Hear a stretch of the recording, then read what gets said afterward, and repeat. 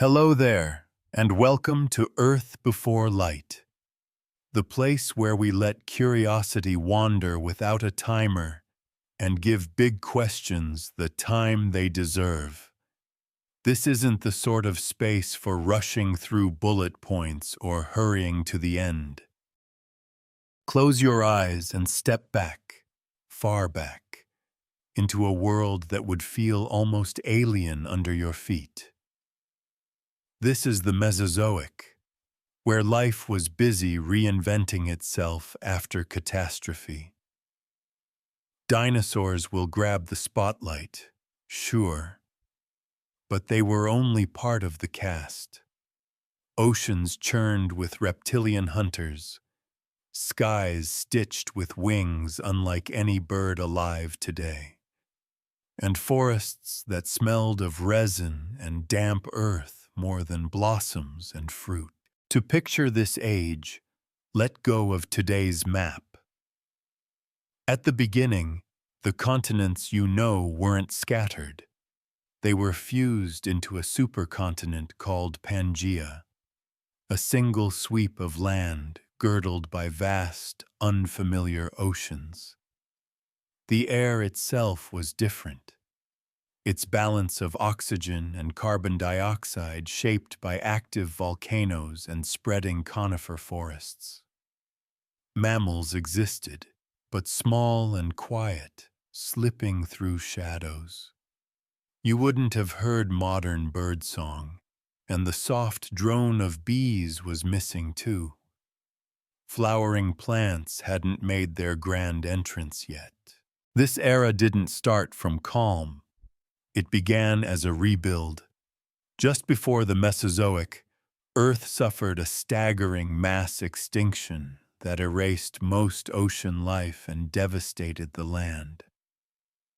What followed was a long, determined recovery, a patient tinkering where evolution kept testing new designs. Picture heat-shimmered horizons across Pangaea's dry interiors, red deserts cut by river ribbons where amphibians clung on, small reptiles dashed for cover, and the earliest dinosaur lineages stirred to life. And remember the scale of time we're entering.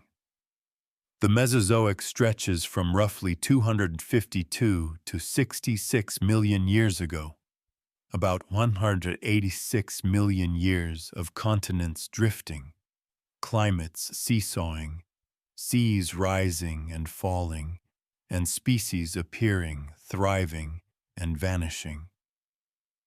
Within that span, whole mountain ranges could rise and weather away.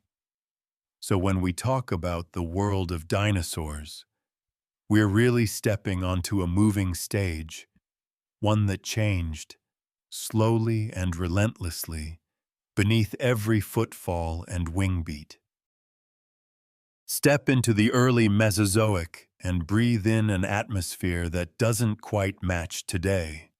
Warmer overall, richer in carbon dioxide, and, at first, with oxygen recovering from a devastating low. Volcanoes had been busy, and vast interiors of Pangaea baked under arid skies, while greener ribbons clung to coasts and river valleys. Over time, plants drew carbon dioxide down and nudged oxygen upward, but the mix still kept the world on the warm side. Look around. It's a deep, resin-scented green. Forests are built from conifers, cycads, and ginkgos. The ground is feathered with ferns and horsetails. What's missing is as striking as what's there. No familiar chorus of bees and few flowers until much later, so the air carries sap and leaf more than blossom. As the Jurassic unfolds, the skies and climate tilt even further toward abundance. Oxygen rises, in some estimates above modern levels, while carbon dioxide remains elevated enough to supercharge plant growth. The result is a greenhouse planet with seasonal rains, widespread forests, even mild forested polar regions, where months of darkness weren't matched by deep cold. Now stand in a Jurassic Valley and take it in. Conifers exhale resin, damp ferns quilt the understory.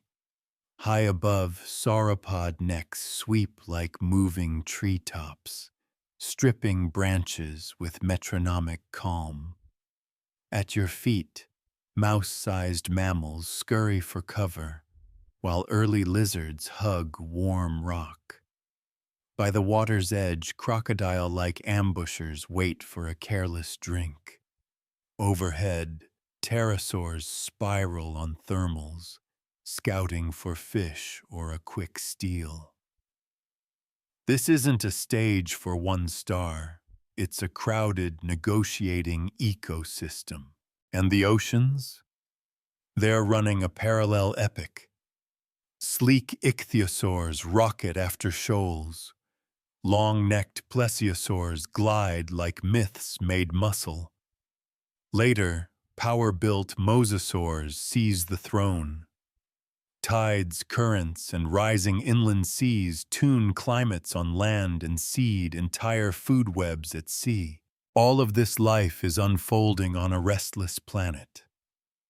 The supercontinent is starting to feel seams tug and widen, rifts that will invite new oceans to pour in and redraw every coastline.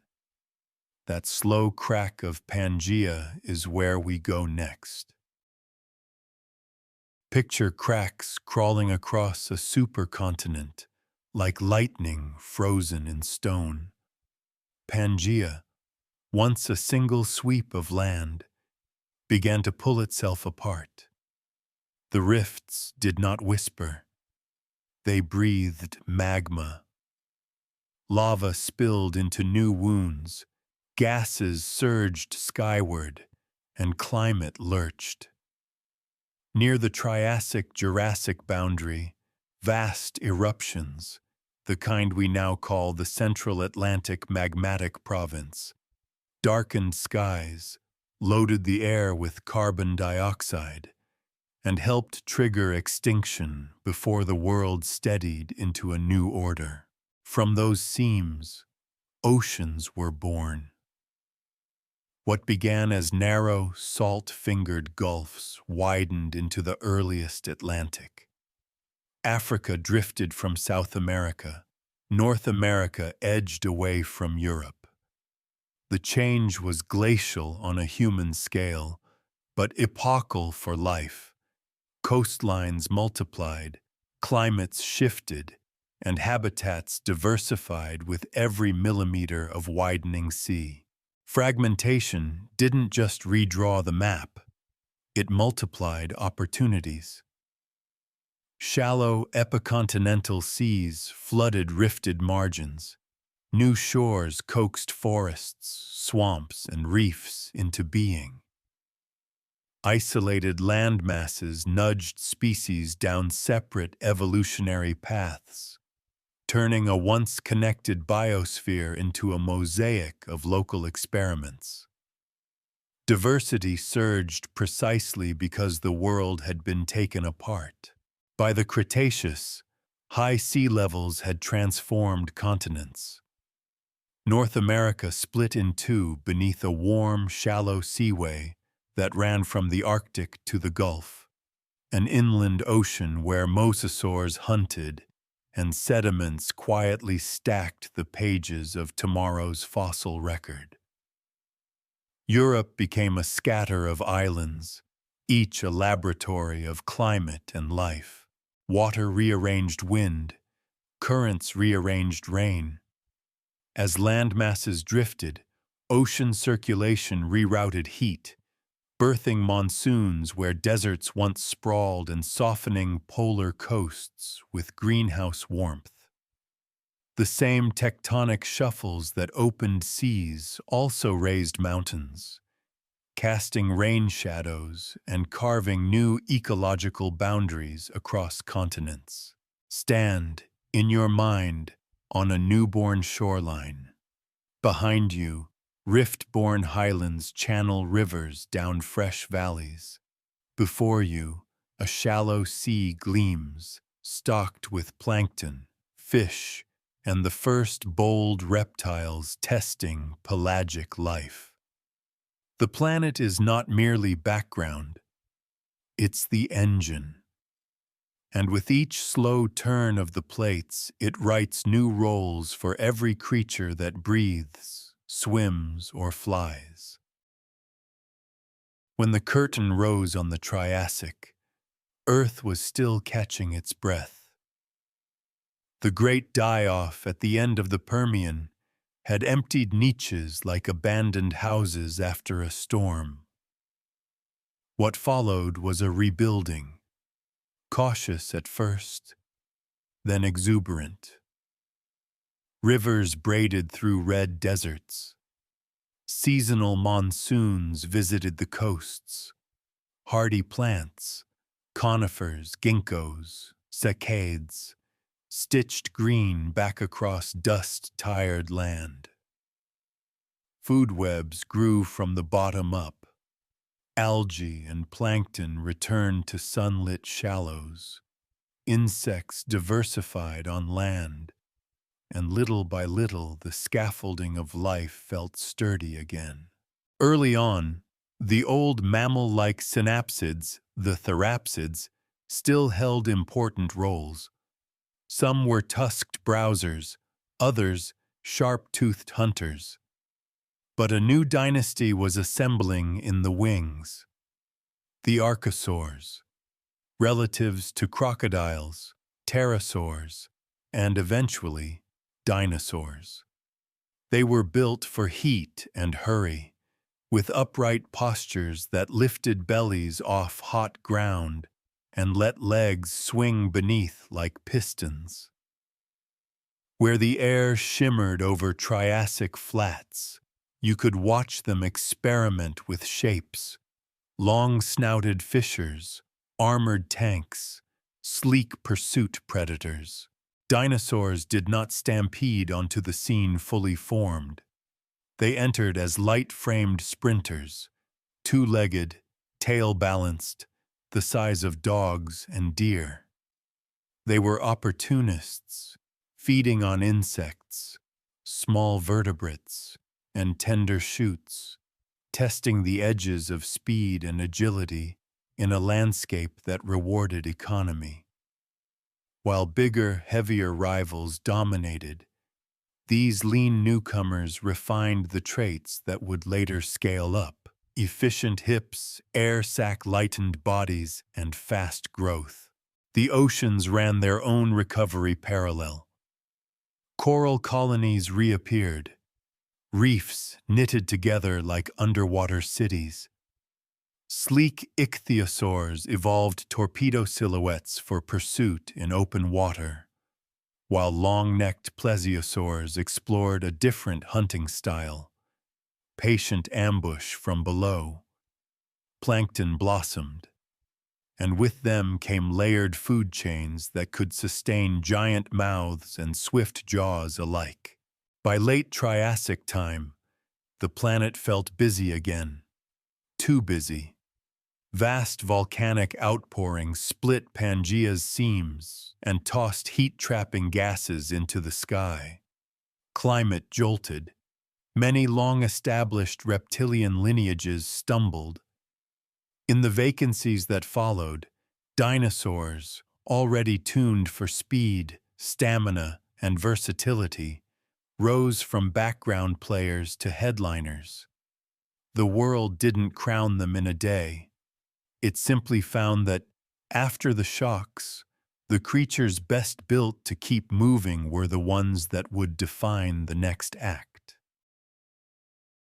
Walk into the Jurassic, and the world feels wider, greener, and more alive with motion.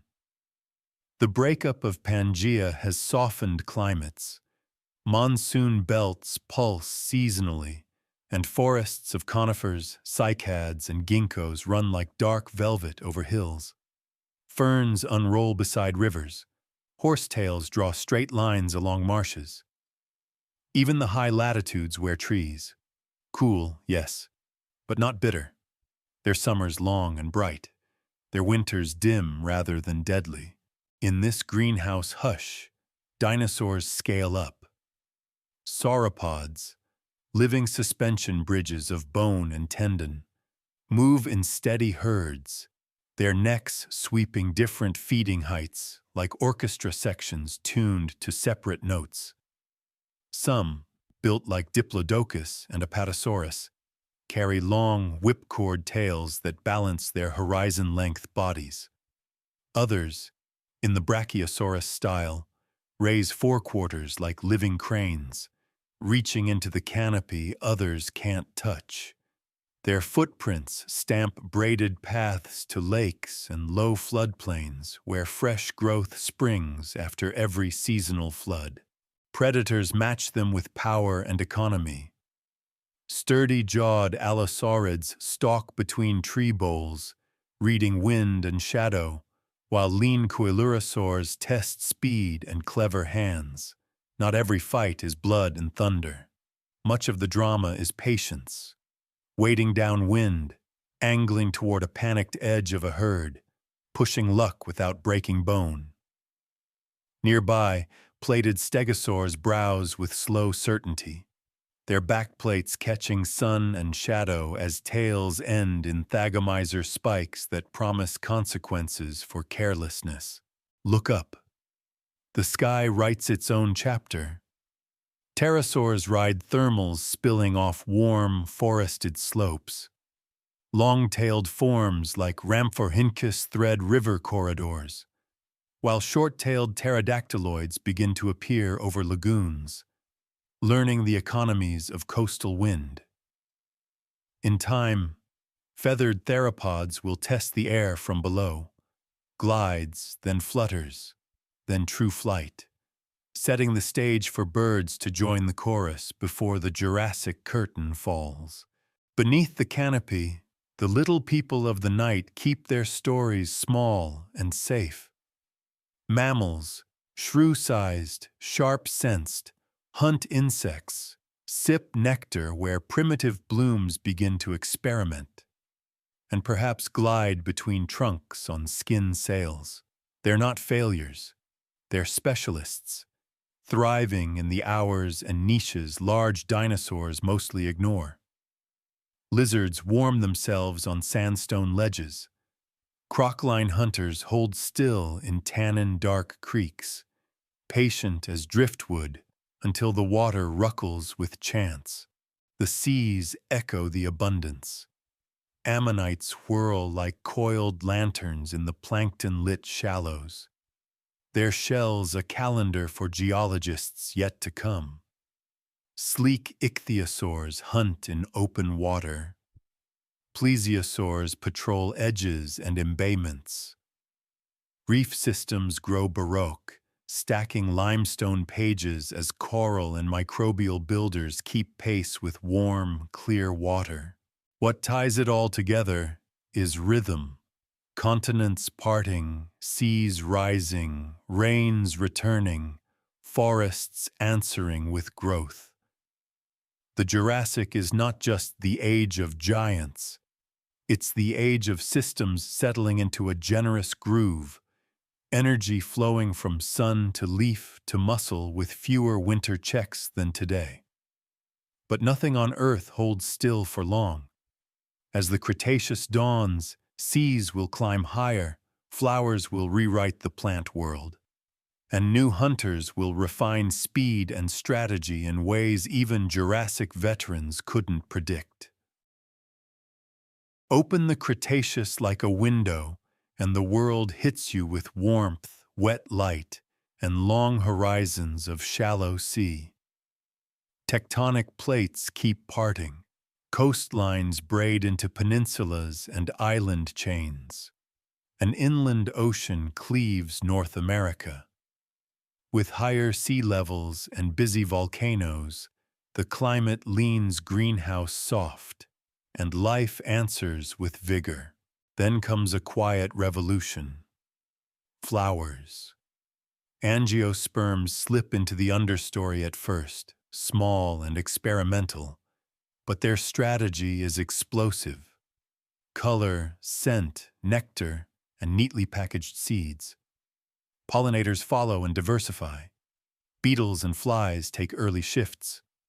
Wasps and their bee descendants learn the sweetness of trade.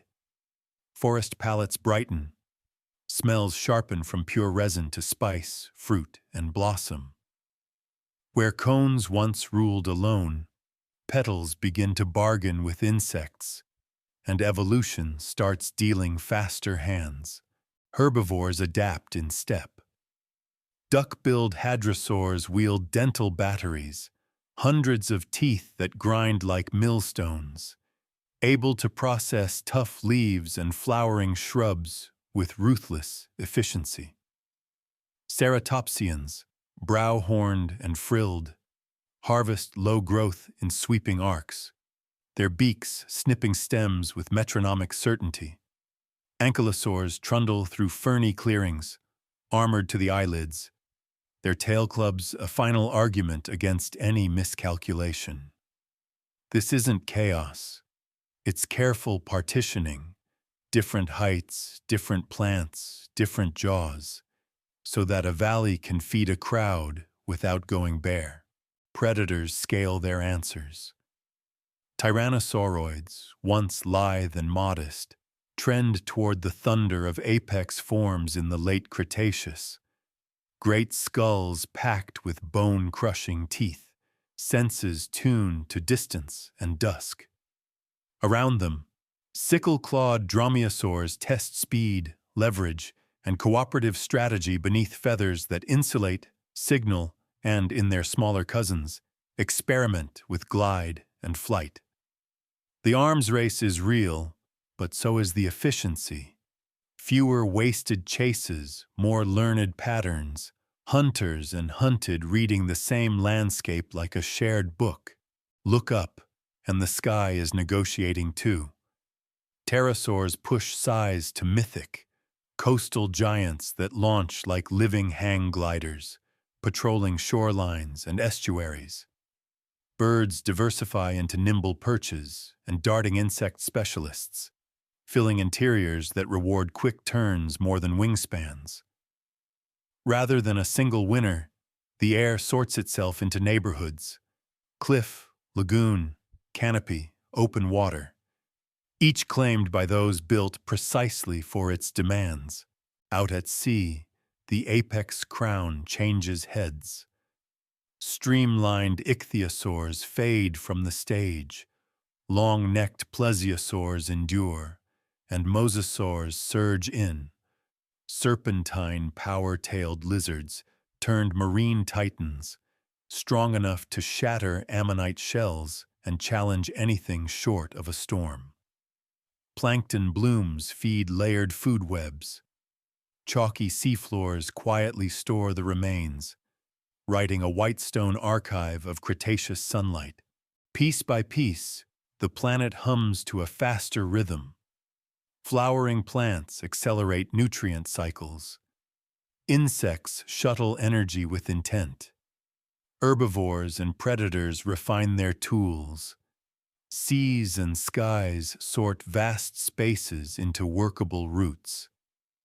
The stage is crowded now, but not cluttered. Each player tighter to a role. Each ecosystem quicker on the reset after flood, fire, or storm. Stand on a Cretaceous shoreline in the middle of North America, and you're not inland at all. You're at the edge of a warm, shallow inland ocean. The western interior seaway cuts the continent like a shimmering scar from the Arctic to the Gulf, turning prairies of the future into tidal flats, deltas, and lagoons humming with life. Rivers braid into marshes, sandbars shift with each storm, and every new shoreline is a puzzle piece that species learn to solve or avoid. These seas don't just wet the land, they redraw the rules of where life can live. Across the Atlantic, Europe isn't a single mass, but a scatter of islands. Steep green backs rising from a bright inland sea. Island chains mean laboratories, small ranges, isolated populations, odd diets, and bodies tuned to tight spaces. What seems like fragmentation is actually an engine for innovation. Water fences populations apart and invites endemism to flourish. Follow the water and you'll see how it feeds the sky. Shallow seas store heat and breathe moisture, softening nearby climates into humid greenhouses where forests flourish and herbivores can graze year-round. When seas retreat, the pendulum swings back, air dries, deserts widen, and communities must shuffle or vanish. Sea level isn't background scenery, it's a global thermostat and a gatekeeper of habitats. In these inland waters, apex crowns pass from one line to another. Ichthyosaurs fade, long-necked plesiosaurs endure, and mosasaurs surge in, power-tailed and lantern-eyed, ruling reefs, shelves, and open channels alike. Stomach contents tell on them. Fish, birds, even other mosasaurs. Evidence of predators so capable they turn the seaway into a hunting ground with almost no safe middle. Storms arrive like drum rolls across the seaway. With warm greenhouse air and miles of shallow fetch, cyclones rake coastlines, pushing water into river mouths, tearing forests, and stacking storm sands into the rock record. For hadrosaurs and ceratopsians that wandered close, the weather could be as dangerous as teeth or claws. Zoom out, and the water keeps writing. Plankton bloom under high sun. Their tiny shells snow to the bottom for ages, pressing into chalk so vast that later cliffs will gleam with the memory of Cretaceous light.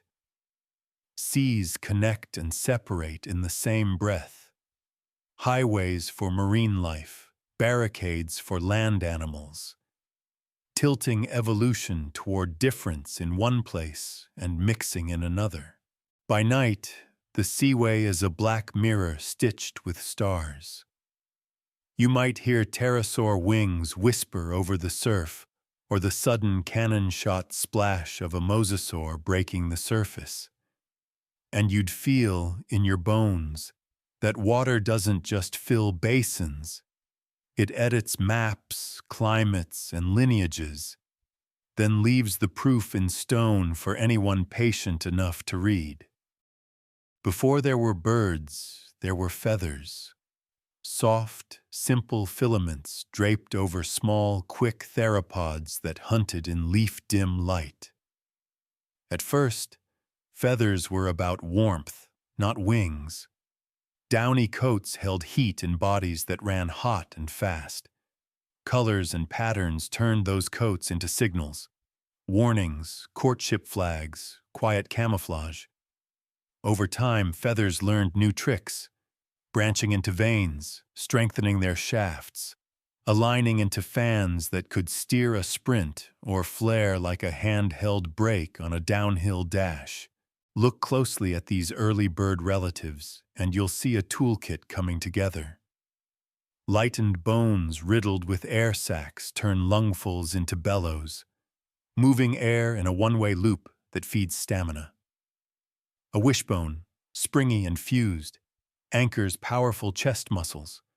Arms grow longer, wrists more flexible, feathers asymmetrical so they bite the air on a downstroke and slice cleanly on the up. None of this happens overnight. It's not a leap. It's a staircase, each step useful on the ground before it ever leaves it. In that half-shadow between running and flying, the forest becomes a laboratory. Some lineages flirt with glide, launching from branches, spreading limbs into living kites to cross gaps a predator can't. Others refine the ground game, chasing insects, pouncing from cover, using feathered tails like rudders to carve tight corners through undergrowth. One branch, small, quick-eyed, clawed but increasingly at home above the leaf line, learns to beat the air with purpose. Lift stops being an accident and becomes a plan. When true birds appear, the difference is more than feathers. It's a renegotiation of the entire body. Lighter frames without giving up strength, breastbones flared for muscle, shoulders that rotate through a powerful stroke, tails shortened into stabilizing fans. The sky is no longer only for pterosaurs riding mountain thermals. It's a layered neighborhood of perches, clearings, river corridors, and canopy lanes that birds can thread with the turn of the wrist and a burst of muscle. Flight doesn't erase the past. It repurposes it. Feathers still insulate nesters through cool nights. They still speak in color and motion. Courtship dances, flashing iridescence, territorial postures amplifying a body's size. Eggs are guarded with new intensity. Brooding adults spread feathered bodies over fragile shells, sharing warmth the way ancestors once saved it for themselves. On evenings in the Cretaceous, you might see the air thick with possibility. Pterosaurs tracing wide, efficient loops far above, while early birds stitch lower roots from branch to branch. Beak tips glinting as they pluck insects from the twilight. Below, feathered cousins that never took to full flight slip through ferns, tails held high, bodies warm and ready to sprint. Evolution didn't choose one path and discard the others. It kept what worked and kept trying. On the ground, survival wrote itself in bone. Some herbivores answered teeth and talons with architecture, living fortresses that turned predators' calculations into caution. Ankylosaurs were the master builders, broad, low, and bristling with osteoderms set like cobblestones in their skin. Their backs were a shield, their eyelids, armored shutters, their tails, the punchline, a heavy, fused club swung with tendon whip force. You can almost hear the decision in a hunter's breath. Is one mistake worth a shattered shin? Stegosaurs told a subtler story. Their plates rose like a procession of sails, each vascular and alive, catching sun and shadow in slow, theatrical shifts. Were they radiators, billboards, or both? In a world of sight and signal, display is a kind of armor too. Make yourself look larger, stranger, less predictable. Low heads rake ferny ground, while the tail, a thagomizer of sharpened spines, stays coiled and ready. A good deterrent doesn't need to be used often. It needs only to be believed. Then there were the horned faces, ceratopsians whose skulls became canvases for evolution's most expressive masks. Frills swept back like shields, sometimes solid, sometimes fenestrated, edged in bosses and spikes. Horns arched and angled, brow spears, nasal hooks, side sabers. To a predator they said, "Not without cost." To rivals and mates, they spoke in a different grammar. Species ID at a glance, strength, age, and readiness traced in bone and keratin. Herds of them likely moved like armored tides across coastal plains, heads down in synchronized harvest, then up in a ripple when danger sniffed the wind. Armor worked best when paired with strategy. Ankylosaurs favored dense cover and low brows, letting foliage do half the hiding. Stegosaurs drifted between open patches and woodland edges where their plates could speak across distance. Ceratopsians made safety in numbers, 100 eyes widening at once, calves tucked to the center, adults presenting horned fronts like a wall. Predators didn't vanish from such company. They grew selective, testing wind, timing, weather, and the edges where a single misstep might isolate the young or the lame. Evidence of these negotiations lingers in fossils: healed punctures, broken spikes, remodeled tail clubs, bone that remembers impact and mends. Trackways freeze the physics of a moment, a sudden splay of prints, a churn where a herd surged, a detour where something large changed its mind. Even growth rings and bone textures whisper tactics: fast juvenile growth to outrun vulnerability, dense, weight-bearing limbs in those who decided to stand and endure. Armor isn't a cul-de-sac, it's a path. It shaped plants, too, forcing shrubs to defend with toxins, thorns, and tough fibers, which in turn sculpted jaws, guts, and social feeding.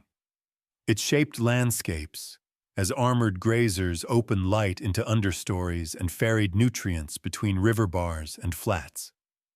Every plate, spike, and club was a clause in a larger treaty between eaters and the eaten, a pact that kept ecosystems balanced on the keen edge of risk.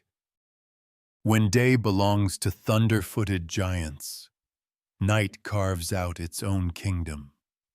Slip into the Mesozoic dark, and you'll find it humming, eyes that catch the faintest glint of moonlight, whiskers reading air like braille, hearts running warm beneath coats of fur. Here, small mammals perfected survival not by outmuscling dinosaurs, but by outsensing them. Start with the face. A long, twitching muzzle, lips deft enough to sip nectar or strip a beetle's shell, whiskers that map the world one vibration at a time. Behind the eyes, brains skewed toward smell, touch, and hearing, exactly the senses that bloom after sunset. Inside the skull, a mechanical wonder unfolds.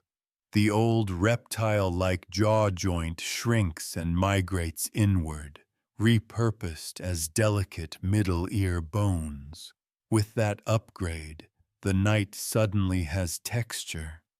Footsteps, wing beats, the minute crackle of something edible beneath a leaf. Teeth tell the rest of the story. Early mammals didn't just bite, they solved food. Slicing crests for shearing, basins for crushing, tribosphenic molars that turned insects, seeds, and tender shoots into efficient calories. Variety was their armor. Some specialized into ant and termite hunters with needle teeth. Others became generalists, willing to try anything the dark offered. A few took to the trees, splaying tiny hands across bark. Some even learned to glide on skin membranes stretched between limbs, crossing gulfs of air that ground-hunting predators could never patrol. Warm blood and fur were their ticket to the night. Instead of waiting on the sun, they carried their weather with them. Steady internal temperatures that let them sprint when a chance flickered and hold still when danger paused. Fur kept heat close and skin quiet, muffling the scrape and rustle that might give them away. In winter-like lows near polar forests, dim rather than deadly, they could still forage, nurse, and grow. Family was another superpower. Mammals bet big on fewer young and higher care. Hidden nests, soft bodies curled around blind newborns, milk carrying the chemistry of growth and immunity. In a world where one careless noise could end a lineage, this strategy stacked the odds. Teach fast, invest deep, and send the next generation out better equipped than the last. They were not, as the old clichés go, failures waiting for dinosaurs to move aside. They were artisans of small margins, running parallel empires under leaves and roots. Rodent-like multituberculates gnawed and climbed for more than 100 million years, thriving as conifers gave way to flowering forests. Marsupial cousins tried bold itineraries across young continents. Placental lineages rehearsed the traits, longer gestations, complex placentas, that would later explode into bats, whales, and primates when the stage opened. If you could kneel beside a mossy log in a Cretaceous dusk, you might feel the ground lightly thrum with traffic. A shrew-sized insect hunter zigzagging by scent. A glider coasting between trunks. A seed thief pausing to listen, then vanishing in a fold of shadow. Overhead, a small bird flickers across a patch of starlight. Far away, something enormous turns in its sleep. The night belongs to the small because they made it so, by listening harder, feeling more, and learning fast. Predators set the tempo of the Mesozoic, not just by force, but by strategy. After the Triassic extinction cleared many rivals, theropods stepped into open ecological space and diversified, from knee-high insect chasers to titans capable of dragging down giants. In Jurassic valleys, Allosaurus was the masterclass in design. A skull lined with serrated blades for slicing, three-fingered hands tipped with strong claws, and legs built for burst speed.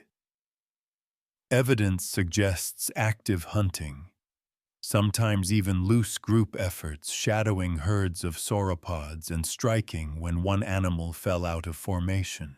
But apex was a position constantly contested. Across regions, Allosaurus shared and sometimes fought over territory with other hunters. Horn-snouted Ceratosaurus along river plains. Megalosaurus in Europe's islanded forests, each tuned to different terrain and tactics. The predator guild formed layers, large killers policing big herbivores, mid-sized forms harrying juveniles, small opportunists sweeping the margins. Hunting styles spanned ambush to endurance. Some stalked from cover and exploded into motion. Others leaned on longer pursuits. And the old hunter or scavenger debate misses the point. In real ecosystems, energy is precious. Big carnivores took opportunities wherever they found them.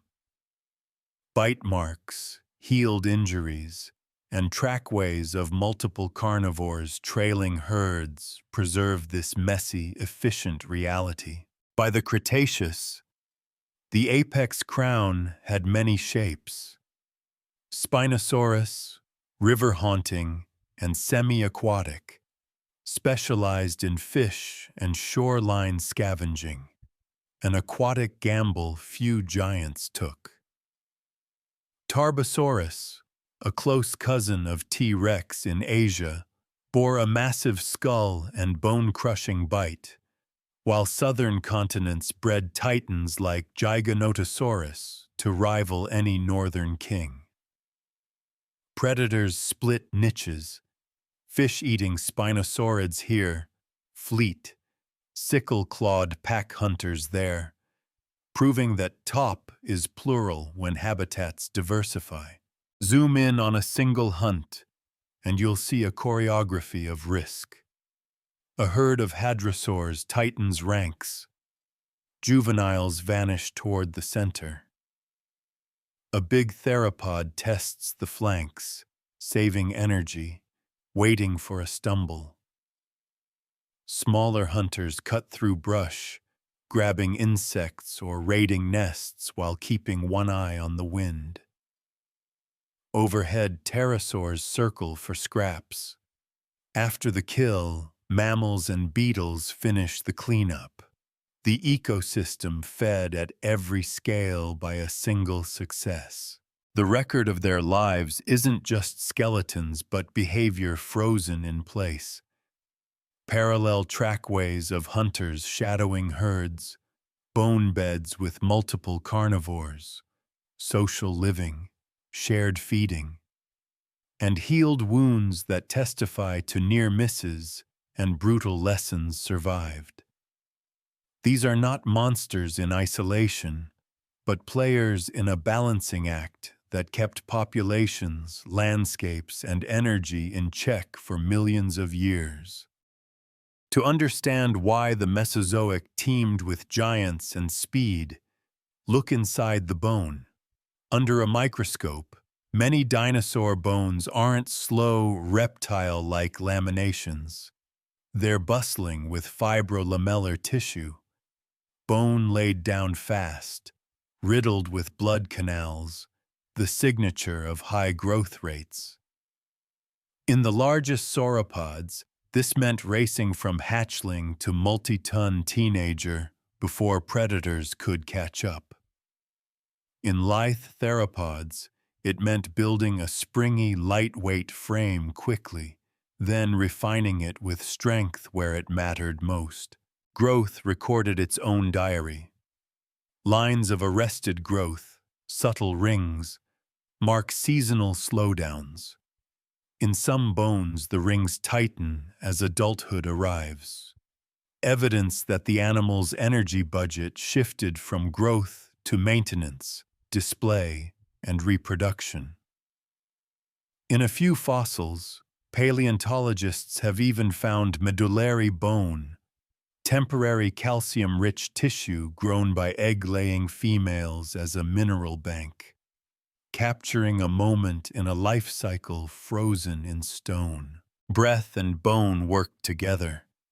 Many theropods, and the birds that came from them, show hollowed vertebrae and shafts sculpted by air sacs, a bellows-like respiratory system that moves fresh air in one direction and keeps oxygen flowing even during hard work. Paired with feathers for insulation or display, and high vascularized bone for rapid growth, the picture that emerges is less cold-blooded lizard and more active, warm-running athlete on a spectrum of metabolisms. Life history didn't stop at the skeleton. Nests, eggs, and baby bones expand the story from individuals to families. Circular clutches and nest mounds dot ancient floodplains. Some bear tiny tooth-scored shells that tell of hungry mouths learning to feed. A few sites preserve adults brooding directly over eggs, arms spread and tail tucked, while trackways show small juveniles traveling among larger prints, herding, or at least coordinated movement. In the famous hadrosaur colonies, closely spaced nests and bones of multiple age classes hint at places revisited season after season, a strategy that trades secrecy for safety in numbers. Care seems to have varied. Some species likely buried eggs and left the sun and soil to do the warming. Others guarded nests, shaded in heat, or brooded in cooler spells. Hatchlings of certain plant eaters had stubby limbs and poorly worn teeth. signs they stayed in the nest and were provisioned for a time. Predators, too, had their nurseries. Bone beds of same-aged juveniles suggest cohorts that may have learned together, hunted smaller prey as teen packs, then dispersed as jaws and bodies crossed thresholds of size and risk. Even the giants had a plan. A sauropod can't hover over eggs for months. Instead, it laid many, spread out, and trusted numbers and timing. Floodplain after floodplain, season after season, with growth ramped to outpace what teeth could do. Horned and armored species made a different bet. Fewer eggs, tighter herds, more vigilant adults, weapons ready at the perimeter, while the young learned the map of water, shade, and wind. Add it up, and you see a living calculus of energy. Grow fast, breathe efficiently, shed heat, or keep it, with feathers and air sacs. Invest in young when it buys survival, and tune strategy to body plan and landscape. That arithmetic powered entire ecosystems. If animals were the actors, plants were the stage, the props, and the lighting crew, quietly deciding who could eat, breathe, and hide. In the early Mesozoic, gymnosperms ruled. Conifers roofing valleys with resin-dark needles, cycads and bennetatails lifting armored fronds, ginkgos fanning light like paper. Their strengths were endurance and scale, tough leaves, slow growth, chemistry that made a mouth think twice. Ferns and horsetails handled life's quick resets, springing up after floods and fires like green first responders. Every bite had a cost. Needles and fronds packed lignin and silica. Cones and seeds hid behind tannins and terpenes. Herbivores adapted in reply. Sauropods turned height and reach into a feeding map, sweeping multiple canopy layers without stripping anyone to death. Their long guts and microbial symbionts did the slow alchemy of cellulose into calories. Stegosaurs and ankylosaurs favored low, fibrous growth. Hadrosaurs later brought dental batteries that could grind abrasive leaves to paste. Teeth, jaws, and stomachs weren't ornaments. They were negotiations with plant defenses. Then came flowers, and the tempo changed. Early Cretaceous angiosperms crept into the understory with new tricks. Faster life cycles, broad leaves laced with dense veins for turbocharged water flow, and fruits and seeds that traded calories for transport. Insects leaned in. Beetles, flies, early bees, turning scent and color into contracts. With pollination outsourced and seeds packaged for travel, flowering plants could spread quickly and recover after disturbance with startling speed. Forest palettes brightened. The air itself shifted from pure resin to a mix of spice, nectar, and ripening pulp. Faster plants reshaped animals. Browsers began to track seasonal flush. Tender angiosperm leaves in spring, tougher conifer fare when the heat set in. Ceratopsians and hadrosaurs partitioned the plant world by height and texture. So many mouths could share a valley without starving it. Coprolites, fossil dung, record this invisible commerce. Shredded fronds, chewed twigs, occasional seeds that passed undigested. And in their wake, Nutrients spread across floodplains like a farmer's deliberate hand. Herds were not just passengers on the landscape. They were its engineers, opening light into thickets, trampling seedbeds, hauling phosphorus and nitrogen from river bars to uplands. Fire joined the chorus wherever climates ran dry enough. Lightning lit conifer crowns, charcoal dusted sediments. Some cones even relied on heat to open. After a burn, ferns drew a green veil over ash, and quick sprinting angiosperms seized the light gap. The cycle, grow, burn, regrow, pumped nutrients through soils, and animals followed the mosaic of fresh growth like a moving buffet. Below ground, a second forest whispered, mycorrhizal fungi lacing roots, swapping minerals for sugars. Those networks, invisible but vast, made poor soils generous and tied whole hillsides into community. River systems braided through it all, rising and falling with monsoon breath, laying new silt where forests could start again, and burying old wood that would harden into coal. By late Cretaceous time, the plant world was a quicker metronome. Leaves turned over faster, nutrients cycled tighter, and food webs reset sooner after storm or drought. That speed favored animals that learned, grew, and reproduced efficiently, tightening the dance between green invention and hungry mouths. By the late Cretaceous, the world felt both generous and uneasy, lush with flowers and forests, yet humming with tectonic restlessness.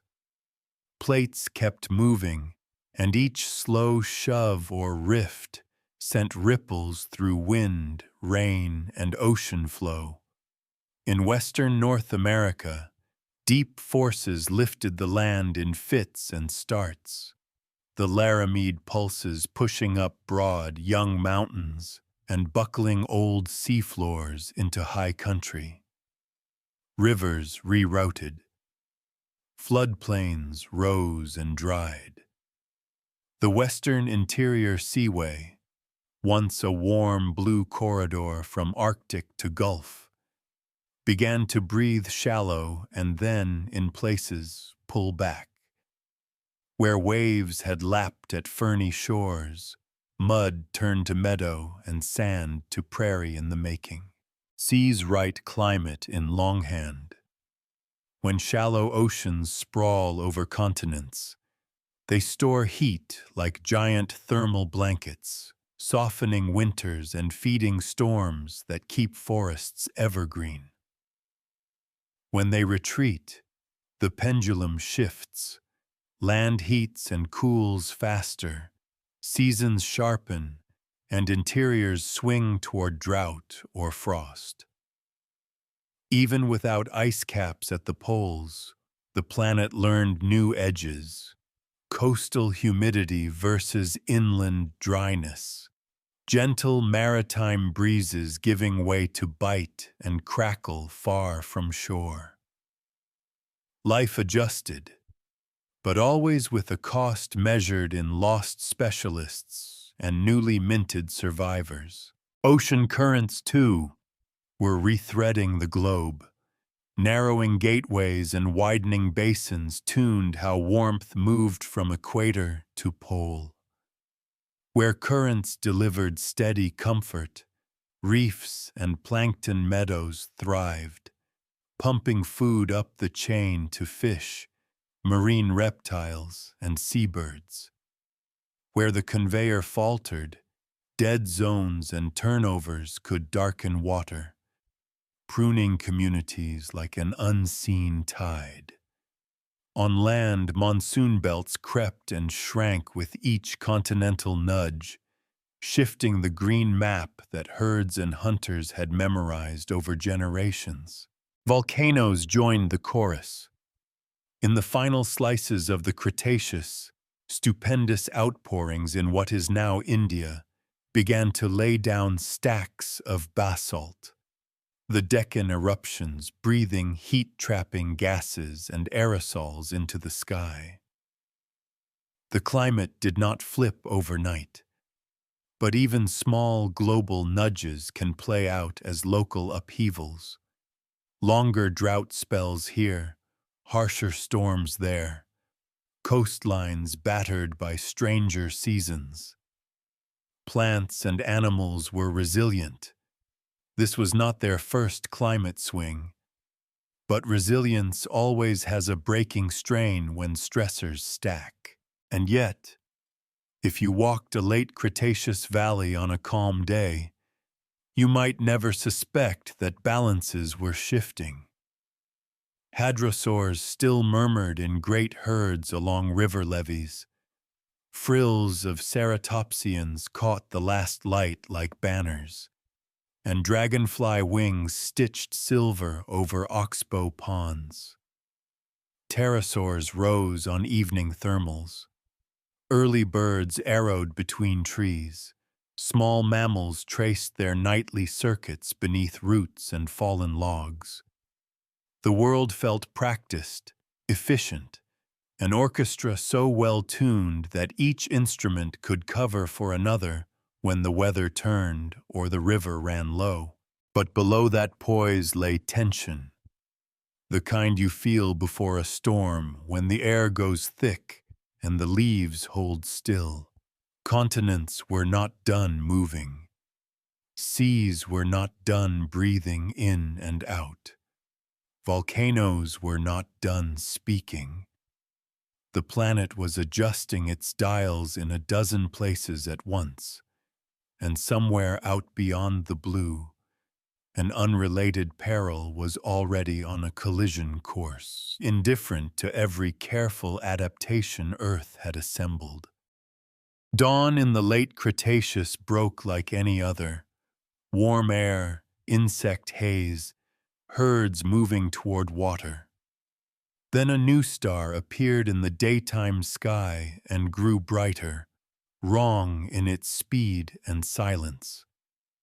In the next heartbeat of geologic time, a mountain of space rock struck the shallow sea off the Yucatan. Ocean flashed to steam. Rock became fire.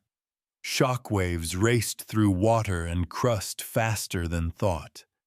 And a wall of sea surged outward in rings that would roar onto coasts hours later. Near ground zero, forests flattened as if swatted by an invisible fist. Minutes later, the world began to rain glass. Ejecta, molten droplets flung into the sky, fell back as a storm of glittering spherules, their hot descent turning the upper air into a broiler. Leaves crisped, dry litter flashed alight.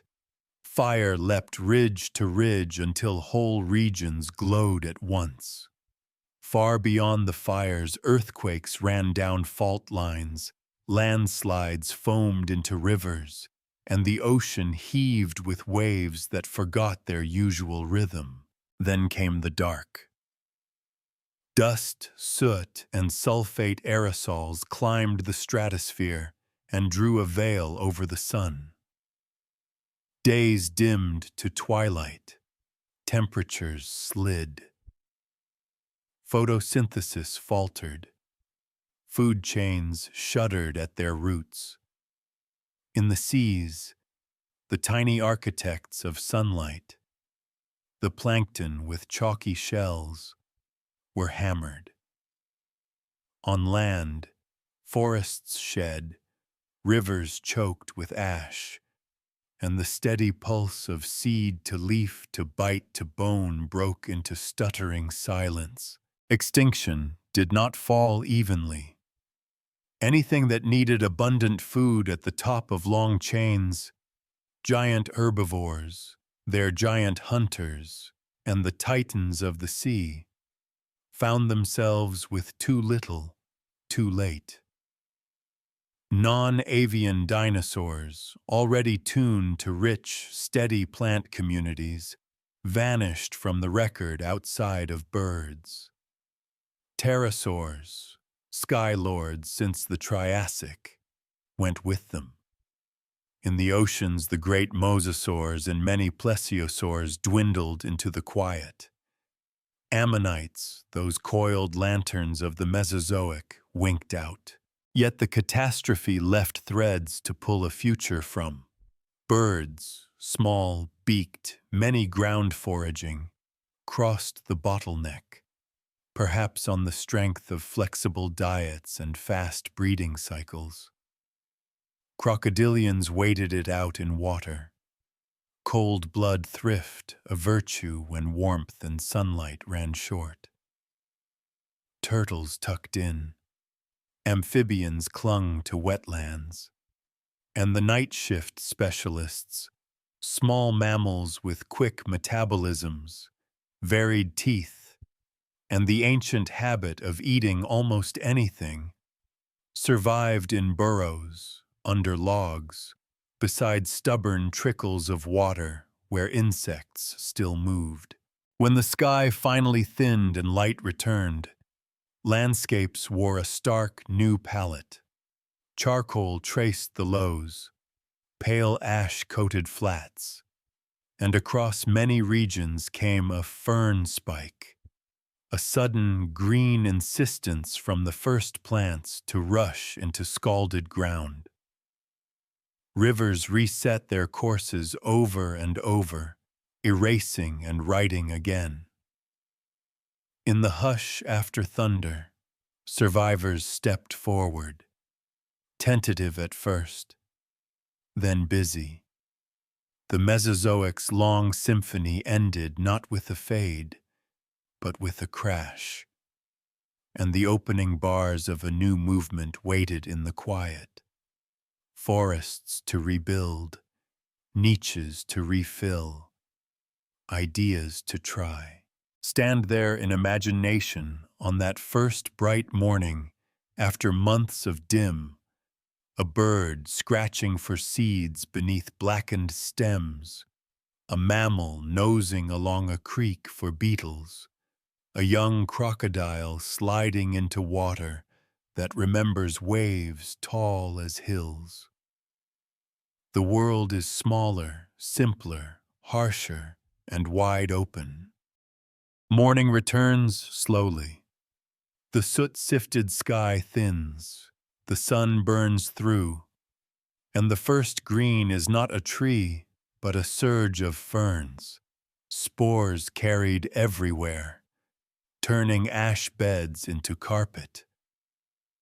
They are the triage crew of botany, stitching soil back together so roots can hold, water can settle, and life can find purchase again. In their shade, angiosperms, those quick-thinking, flowering plants, begin to reclaim the light, and within decades to centuries, saplings pattern the floodplains. Forest will take time, but the blueprint is already back in motion. On land, survival favors the small, the flexible, the quick. Birds that make it through are mostly ground foraging, beak-forward problem solvers, seed eaters, insect gleaners, edge walkers that can breed fast and move on when a patch fails. Crocodilians bide in oxbows and shaded channels. Energy thrift turned into patience. Turtles and amphibians tuck into the wet margins and wait. In the leaf litter and hollow logs, mammals step into a silence they have never known. Their night school lessons suddenly useful in daytime. At first, bodies are modest and diets are Catholic. Insects, seeds, shoots, carrion, whatever the reset landscape offers. But opportunity compounds, with giant herbivores and their giant pursuers gone. Space opens in every direction. Tribosphenic molars, those little engines of versatility, become passports to new menus. Lineages branch into runners with longer limbs, climbers with grasping hands and flexible ankles, diggers with spade-like forelimbs and reinforced shoulders. Sense worlds sharpen, bigger olfactory bulbs, keener hearing, forward binocular eyes in those that take to the trees. The forests that rise are different too.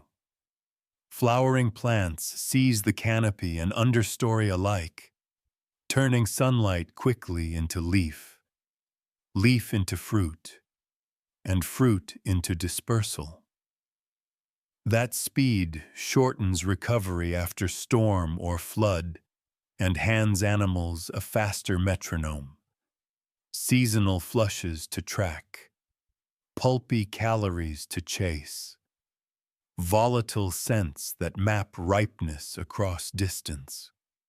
Insects follow with their own explosions, pollinators, wood borers, leaf miners, laying out a buffet for beaks and teeth refined to match. Rivers keep rewriting everything. Channels avulse, levees fail, and new oxbows appear with each monsoon pulse. In their shifting geometry, entire communities ride upstream or strand downstream, a constant shuffling that rewards those who can move, learn, and try again. The fossil ledger here is thin but telling, scattered bones of archaic hoofed forms testing open ground, nimble primate cousins exploring branches, multituberculates gnawing and leaping through a last long chapter before bowing out. The ocean's page turns more slowly. Plankton communities rebuild. Chalk makers return. Food chains lengthen one fragile link at a time. Coastal birds probe tidal flats. Crocodilians haunt estuaries. Early whales are still far in the future. But the same rules apply. Start small, generalize, then specialize once the base is thick enough to bear your weight. If you could stand in a Paleocene grove and hold still, you'd hear a new kind of fullness, fewer thundersteps, more whispers. A bird scratches through leaf litter. A squirrel-sized mammal rattles a seed pod. Something four-footed and hopeful slips between saplings, testing a path no giant has walked before. Evolution has not reset so much as shifted gears, from slow, towering cycles to quick, opportunistic loops where learning is as valuable as mass. As light steadied and forests rose, the quiet specialists of the night stepped into daylight and began to diversify with astonishing speed. In the Paleocene and especially the Eocene, climates ran warm. Subtropical forests shouldered their way far toward the poles, and that green abundance became a canvas mammals eagerly filled. What had survived by being small and flexible now tried size, stride, and specialization. Hoofed pioneers, the archaic condylarths and their kin, fanned out into browsers and runners. Some lineages pushed legs longer and backs springier, trading stealth for speed on opening floodplains. Others tested bulk, turning fermentation and long guts into engines that could turn tough leaves into muscle. Early primates took to the branches with grasping hands, forward-facing eyes, and brains tuned to depth and detail. A partnership with flowering forests, that paid in fruit, nectar, and 1,000 leaping roots through the canopy. Air and water opened new frontiers too. Bats appeared with full, confident flight rather than awkward prototypes, delicate arm and finger wings folding like umbrellas, echolocation painting the night in sound. In coastal shallows, hoofed, dog-sized shore waders began the long slide toward whales, nostrils creeping back, limbs reshaping into paddles, spines learning a new rhythm. Before long, the sea held sleek archaeocetes, powerful, sinuous hunters that kept the ocean's food webs honest. Teeth told the pace of change. Tribosphenic versatility forked into toolkits, grinding batteries for herbivores, blade-like carnassials for meat-eaters, mixed mosaics for omnivores that refused to choose. Skulls stiffened or flexed to match the menu. Jaws traded crushing force for speed, or the reverse. With every dietary bet, senses followed. Noses enlarged where scent ruled. Eyes widened in treetops and twilight. Ears refined to catch the rustle that meant seed, beetle, or danger. Climate nudged the tempo. There were warm pulses, the Paleocene-Eocene thermal maximum among them. When heat and carbon spiked, forests surged poleward, and migration routes redrew themselves overnight on evolutionary maps. In those windows, mammals that could move, learn, and breed quickly leapt ahead. When conditions eased, winners spread, and ecosystems settled into richer, more layered communities than the Mesozoic had ever allowed under giant shadows. None of this was neat or inevitable. Many experiments dead-ended. Some dazzled and disappeared. But the pattern was clear. Smaller body plans with higher learning and faster reproduction could explore options faster than towering reptiles ever could. Where the Cretaceous had perfected mass and momentum, the early Cenozoic doubled down on adaptability, on brains, sociality, and speed of iteration. If you stand beneath an Eocene canopy in your mind, you'll hear the difference. Leaf monkeys clucking in alarm, fruit thumping to the litter, bat wings whispering at dusk, and somewhere beyond the mangroves, the clean exhale of a young whale testing deeper water. The world hadn't simply recovered, it had changed its rules. Evolution doesn't just happen in bodies, it happens on maps. After the asteroid winter lifted, continents kept drifting, mountains shouldered higher, and sea levels breathed in and out, opening doors, closing others, and quietly deciding who met whom. Each ridge, strait, and land bridge was a vote in life's ongoing election. Start with mountains. When slabs of crust collided, new ranges rose like slow thunder. High ground caught moisture on windward slopes, feeding lush forests, while leeward sides dried into open country. Those rain shadows didn't just alter the view, they rewired behavior. Browsers in the green belts learned to climb and leap. Runners took the dry flats, turning speed into safety and long sight lines into strategy. As peaks grew, temperatures stepped down by altitude, stacking habitats in vertical layers. a staircase of opportunities from valley floor to alpine scrub. Now, the seas. Narrow seaways acted like thermostats and turnstiles at once. When warm currents could thread between continents, coastlines softened into evergreen corridors, inviting dispersal. When gateways pinched or shut, climates sharpened and provinces isolated, evolutionary experiments sealed in their own jars. A shallow channel might be a highway for fish and seabirds, but a hard border for mammals on land, forcing divergence just a few miles apart. And the bridges, those fickle, game-changing connections of rock and sediment that surfaced when sea level fell or crust flexed.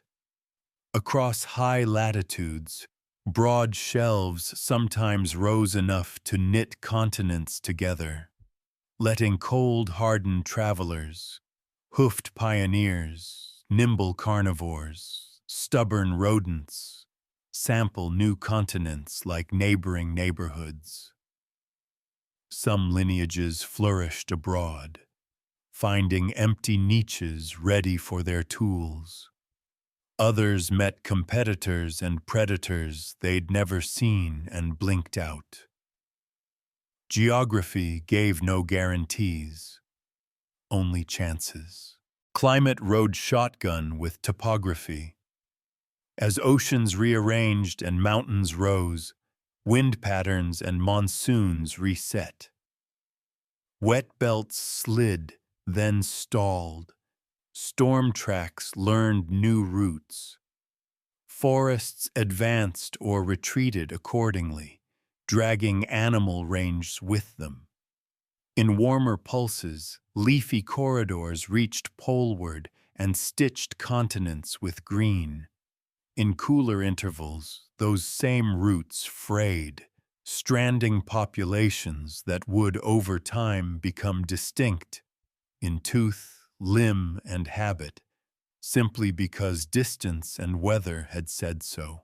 Look closely, and you can read these edits in bones and stones. A herbivore's teeth, once tuned to soft leaves, thicken and complexify when grasses and grit enter the diet. Limb bones lengthen and lighten, where open country rewards stride. They compact and strengthen in climbers that trade speed for grip. Even inner ears and sinuses shift to match new balance demands and breathing challenges at altitude. Tiny architectural changes that whisper the story of landscapes you can't see. Predators, as always, followed the traffic. Where corridors funneled herds, ambush specialists learned the choke points and waited in cover. Where plains widened, pursuit hunters stretched their legs and pushed prey into wind or toward river bends. Scavengers mapped the crossings too, timing their patrols to calving seasons, droughts, and the predictable mistakes of the desperate. If you could unroll a time-lapse globe of the early Cenozoic, you'd watch life move like ink in water. Tendrils probing along coastlines, filaments crossing temporary bridges, blossoms of diversity appearing wherever isolation lasted just long enough. Some tendrils fade, others thicken into permanent strokes, new faunas, new rules. Open the Miocene and listen. The world sounds drier, wind in tall stems, crackle under hoof, thunder that isn't storm, but herds. Grasses, once modest understory plants, have claimed the open, stitching continents with prairies, pampas, and savannas. Their trick is elegant and ruthless. They grow from protected bases, so bites don't kill them. They lace their tissues with tiny silica bodies, phytoliths, that turn a mouthful into sandpaper. They spread by seed and rhizome, recover after fire like it was a scheduled haircut, and, in many lineages, run photosynthesis, C4, tuned for heat and low CO2, thriving where trees tire. Herbivores answer by reinventing their faces and guts. Teeth grow tall-crowned, hypsodont, enamel stacked deep to outlast years of gritty meals. Jaws widen, muscles anchor farther back, and where patterns settle into steady, grinding ellipses, the rhythm section of open country. Stomachs slow-cook cellulose with microbial partners. Some ferment in foreguts, others in colons. Each plumbing choice a different bet on speed versus extraction. Body plans stretch into speed. Longer limbs, springier spines, hooves refined into lightweight pistons that turn horizon into safety. With grass comes company. Herds knit into moving cities, eyes and noses multiplied, calves shielded by geometry and practice. Migration becomes a strategy written on the land itself, rivers and rain belts serving as seasonal rails. Predators adapt in parallel. Ambush gives ground to pursuit in the wide. Sight hounds of the bone and muscle world, cats with elastic spines and overclocked lungs, dogs and their kin built for teamwork and distance. Test prey the way wind tests a flame. Scavengers diversify too. Bone crushers and quick-footed thieves pace migration routes, turning the leftovers of speed into their own survival. Fire writes the margins. Lightning strikes and flames run sleek through dry thatch, sparing the crowns below. Trees, unless armored or resprouting, retreat to floodplains, rocky refuges, or wetter bands. The result is a self-keeping mosaic, blackened yesterday, green gold next week, where grazers shadow fresh growth and predators shadow the grazers. Nutrients cycle fast. Dung feeds beetles and soil. Hooves press seeds into earth. Ash sweetens the next flush. It's an economy that prefers many mouths distributing many small inputs over a few giants shaping a forest. Even senses shift to match the new physics. Eyes ride higher on skulls for panoramic vigilance. Ears lengthen into swiveling dishes that triangulate a footfall across open ground. Smell maps routes, rivals, and rain. Brains sharpen around timing, when to hold, when to bolt, when to turn one way because the wind says a hunter is betting on the other. Stand on a late afternoon savanna in your mind and feel the system breathe.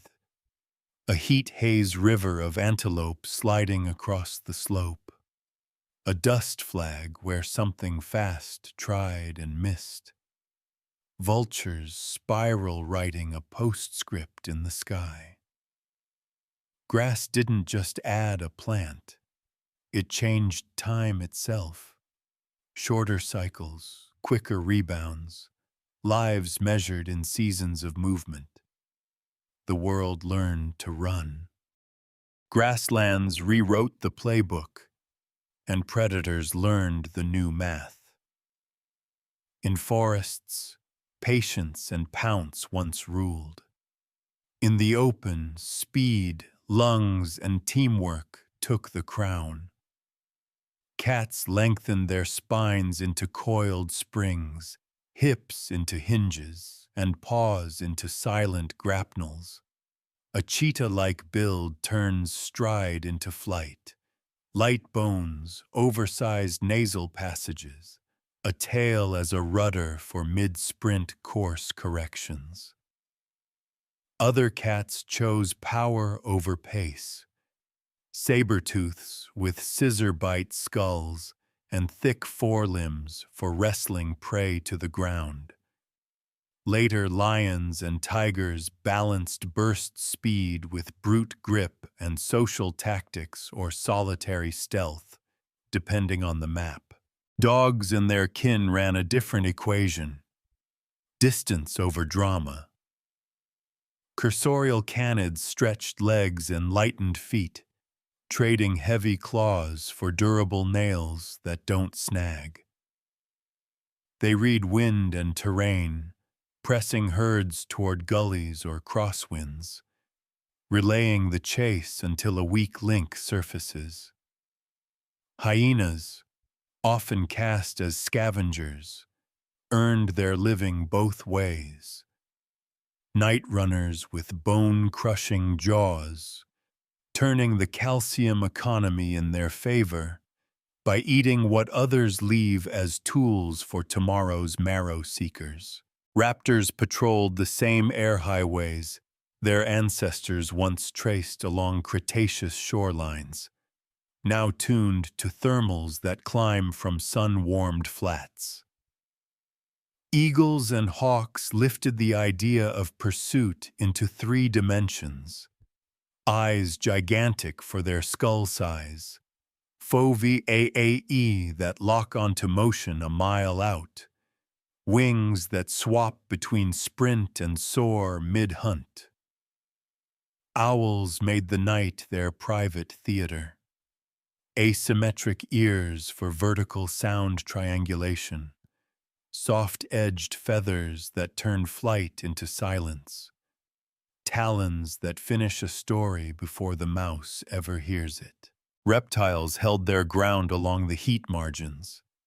Crocodilians still governed river crossings, the tight places where migration funnels into chance, lunging from tannin-dark water with the same explosive physics that served them under dinosaur shadows. Large constrictors and fast vipers wrote smaller, quieter footnotes in the ledger, reminding everything warm-blooded that grassland edges can be ambush country too. All of them learned to work the calendar. Calving seasons concentrate risk. Drought strings animals along shrinking rivers. The first post-fire green draws grazers into tight clusters. Predators schedule around these pulses, moving with storm tracks and the geometry of water. Scavengers, vultures, jackals, beetles, map the same corridors with a different clock, arriving minutes, hours, or days after the kill to erase waste and recycle nutrients. Even failure became data. A missed sprint teaches wind, angle, and the cost of heat. A broken canine records a lifetime's gamble in enamel. Healed rib fractures confess close calls survived. Trackways on baked mud capture chase physics, accelerations, slips, sudden zigzags where prey fainted and bought 2 heartbeats of reprieve. Over generations, bodies answer the statistics. Slightly longer legs here, bigger sinuses there, better cooling in tongues and paws where overheating decides contests more often than teeth do. Stand on a ridge at dusk and you can read the page as it's written. A tawny shape low to the grass, ears forward. A dark ribbon of birds circling downwind. A ripple in the herd where every head turns the same way a fraction too late. The open doesn't forgive easily, but it rewards mastery of timing, terrain, and the hard limit of lungs. The warm rhythm of grass and wind doesn't last forever. Over the last 2.6 million years, Earth's orbit and tilt have nudged sunlight like a dimmer switch, and ice has answered, advancing, retreating, breathing continents in and out of the sea. During the deepest glacials, ocean levels fell more than 100 meters, exposing wide shelves as temporary countries. New land bridges stitched worlds together. Beringia joined Asia to the Americas. The North Sea became Doggerland. Islands fused, coasts marched outward, and migration scripts were rewritten in real time. Across the north unfurled a dry, cold grassland, the mammoth steppe, sunlit and wind-etched, rich in hardy herbs and sedges. Woolly mammoths plowed snow with tusks to reach forage. Shaggy rhinoceros browsed low, their horns mapping drifts. Steppe bison and saiga antelope threaded valleys like living rivers. Horses stamped trails over permafrost. Musk oxen packed into tight, heat-sharing knots when the wind cut hardest. Predators matched the breadth of the stage. Scimitar-toothed and saber-toothed cats used power and precision to bring down heavy prey. Cave lions hunted cooperatively in the half-light. Dire wolves measured distance with lungs more than claws, while short-faced bears ghosted the margins, covering enormous ranges for carrion or chance. Golden eagles and ravens wrote their own itineraries above the herds, arriving on a kill almost before the steam left it, recycling what speed and teeth began. Ice itself was an architect. Kilometers-thick sheets pressed mountains into shoulders, carved U-shaped valleys, and left behind moraines like punctuation across the land. When they melted back, proglacial lakes pooled against their rims, vast glassy reservoirs waiting on the next break. Sometimes the breaks were cataclysmic, outburst floods that sprinted to the sea, plucking house-sized boulders and scouring coulees in hours. Elsewhere, the retreat was slow. Low dust rained from glacial fronts, laying fertile, fine-grained blankets that future farmers would praise without knowing their origin. The choreography of life followed the ice line.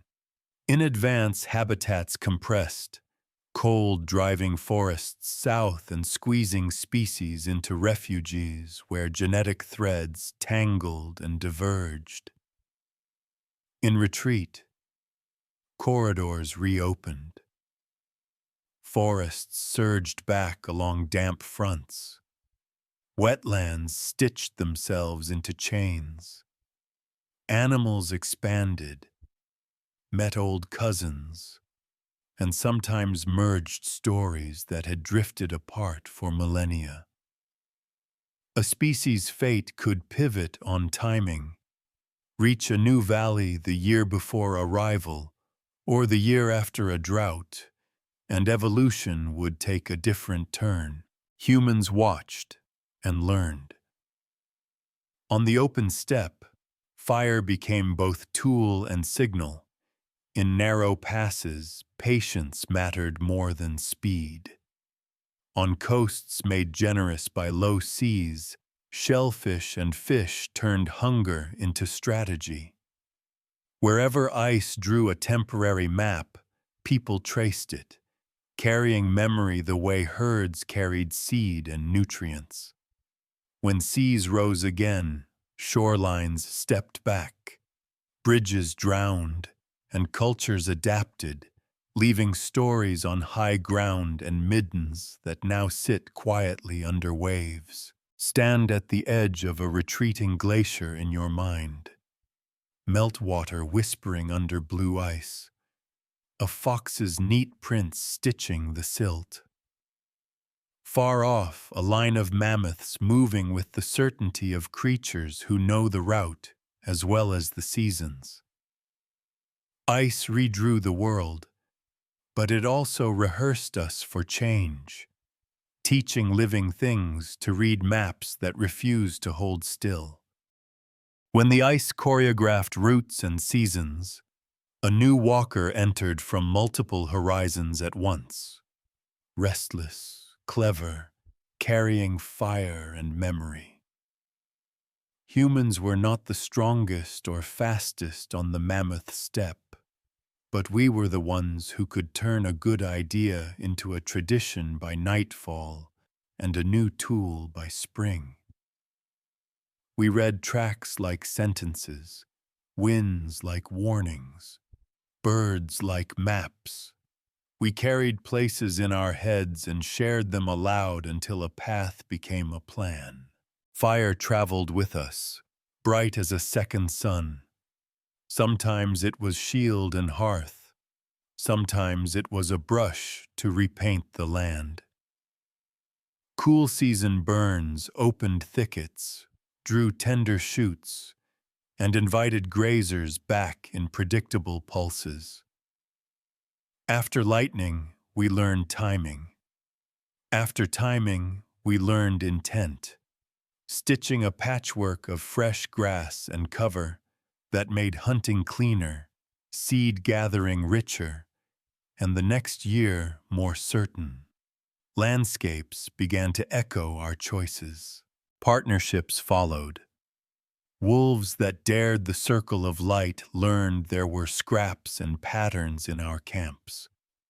The boldest and calmest stayed closer, generation after generation, until their descendants were dogs.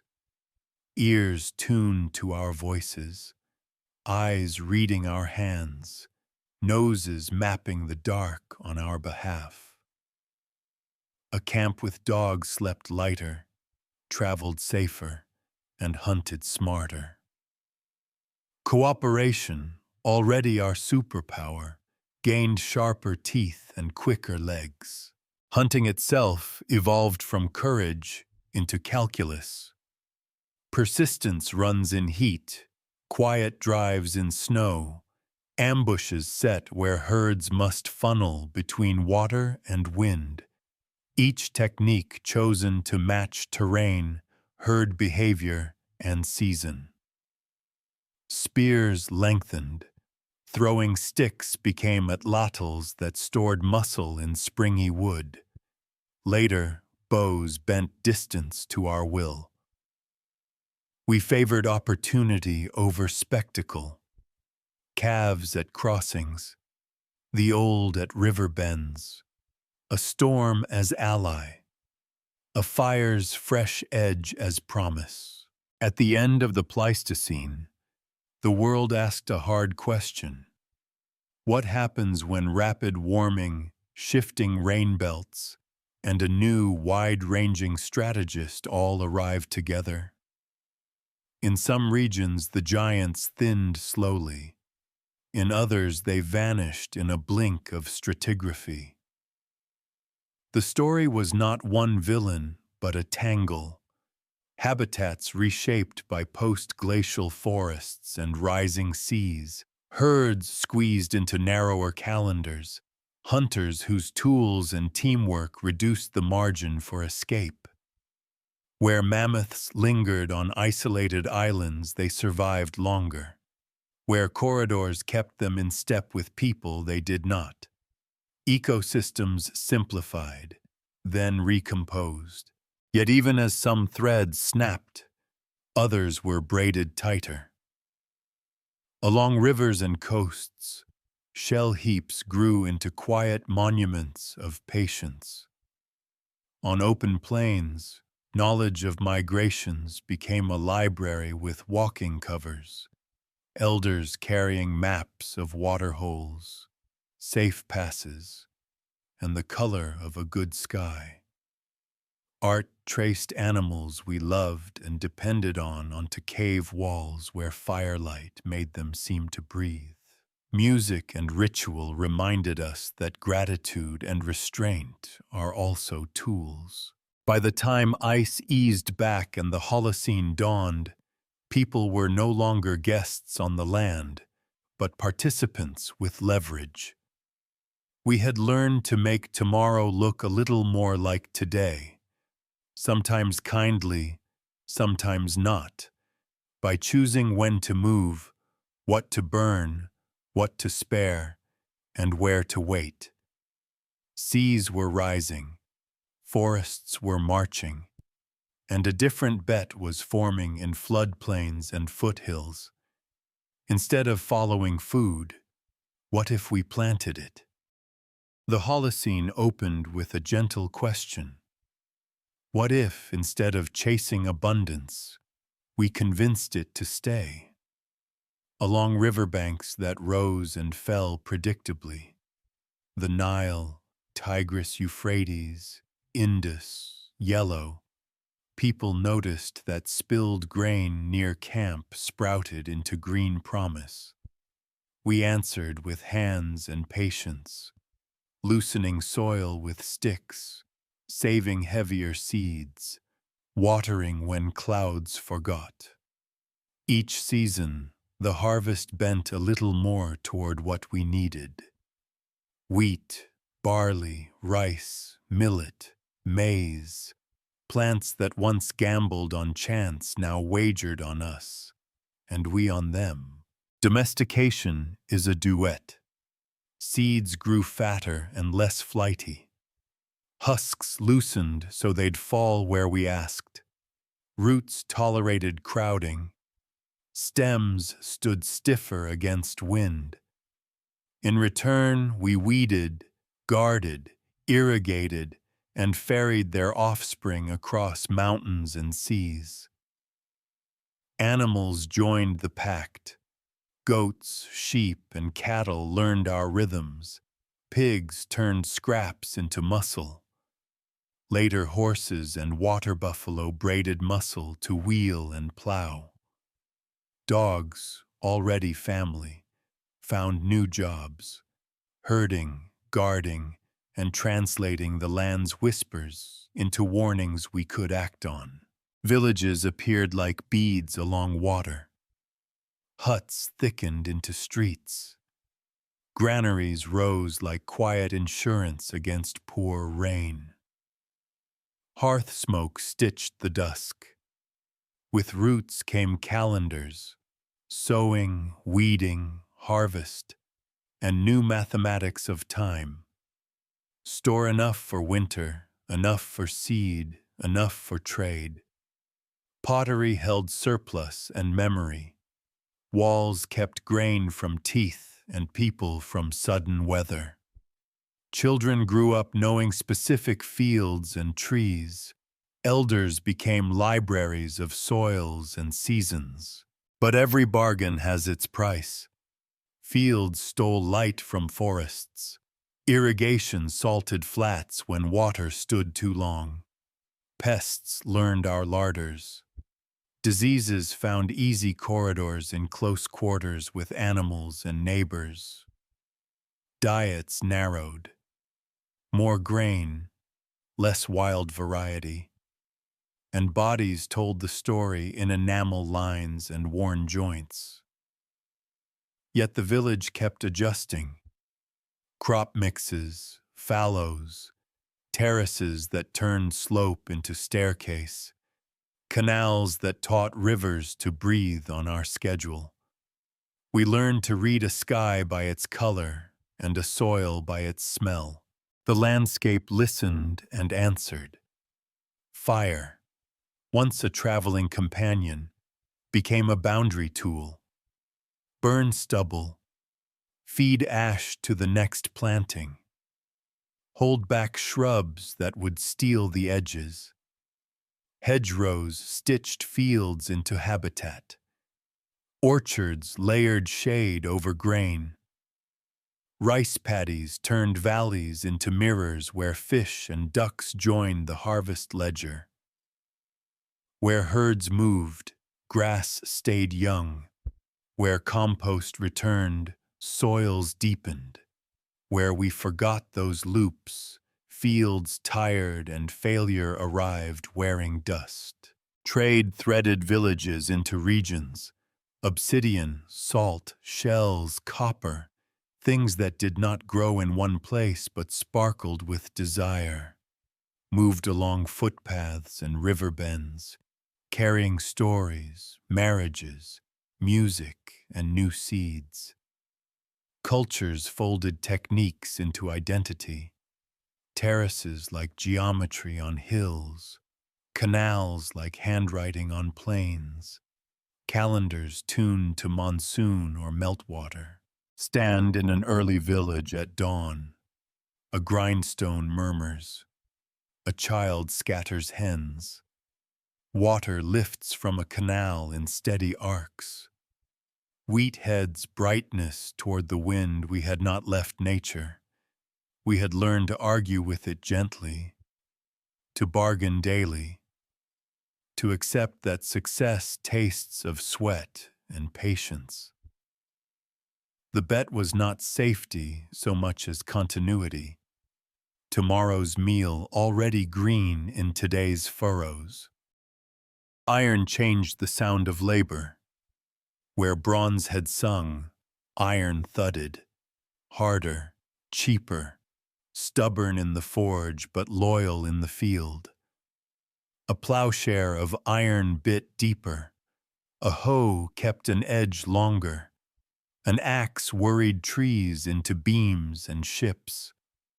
With more tools in more hands, fields widened, terraces climbed hillsides, and surplus thickened into something empires could count.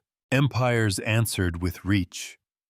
Roads ribbed the land, paved in stone, tamped in gravel, traced by milestones that fixed distance to law. Couriers learned to ride the day into manageable pieces. Way stations stitched provinces to capitals like nerve to brain. On sea lanes, new hulls and clever sails married wind patterns to schedules. Monsoon rhythms, once a fisherman's lore, became the pulse of commerce across whole oceans. Where caravans crossed deserts, wells and caravansaries rose like beads on a lifeline, and maps stretched to include rumors that a generation earlier would have sounded like myth. Standardization pressed the world into agreement. Weights and measures, coinage and contracts, calendars and taxes. Grain moved under seal. Soldiers under banners, messages under wax. Cities became nodes in a continent-scale machine, granaries and arsenals, courts and markets, each one humming to edicts that traveled farther than any king could run in a lifetime. Conquest made the system violent, administration made it durable. Law traveled with the legion and the levy. The costs were written into the countryside. To feed armies and foundries, forests bent back from frontiers. Charcoal kilns pocked hillsides. Wetlands drained into rectangles. Pack animals braided dust over passes.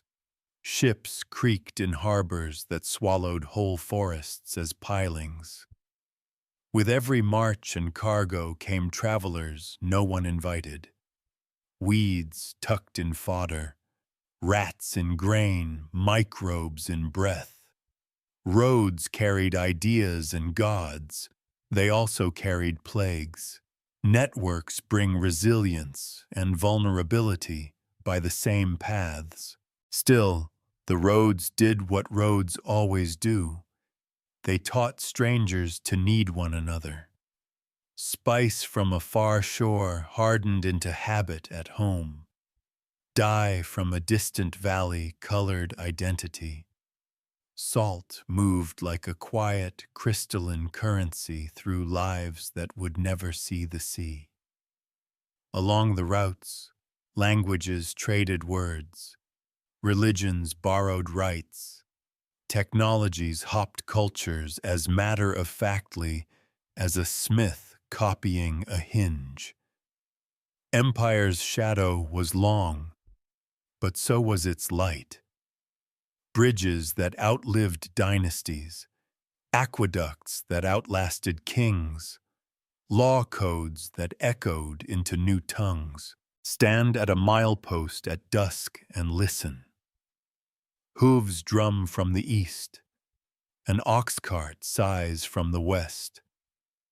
From the caravansary drift smells, leather, cumin, lamp oil, wool, braided with a dozen languages bargaining over weight and weather. Overhead, the constellations keep their older commerce, turning light into time. The road beneath your feet is more than crushed stone. It is a promise that tomorrow can find you even if you've moved on. Iron changed the sound of labor.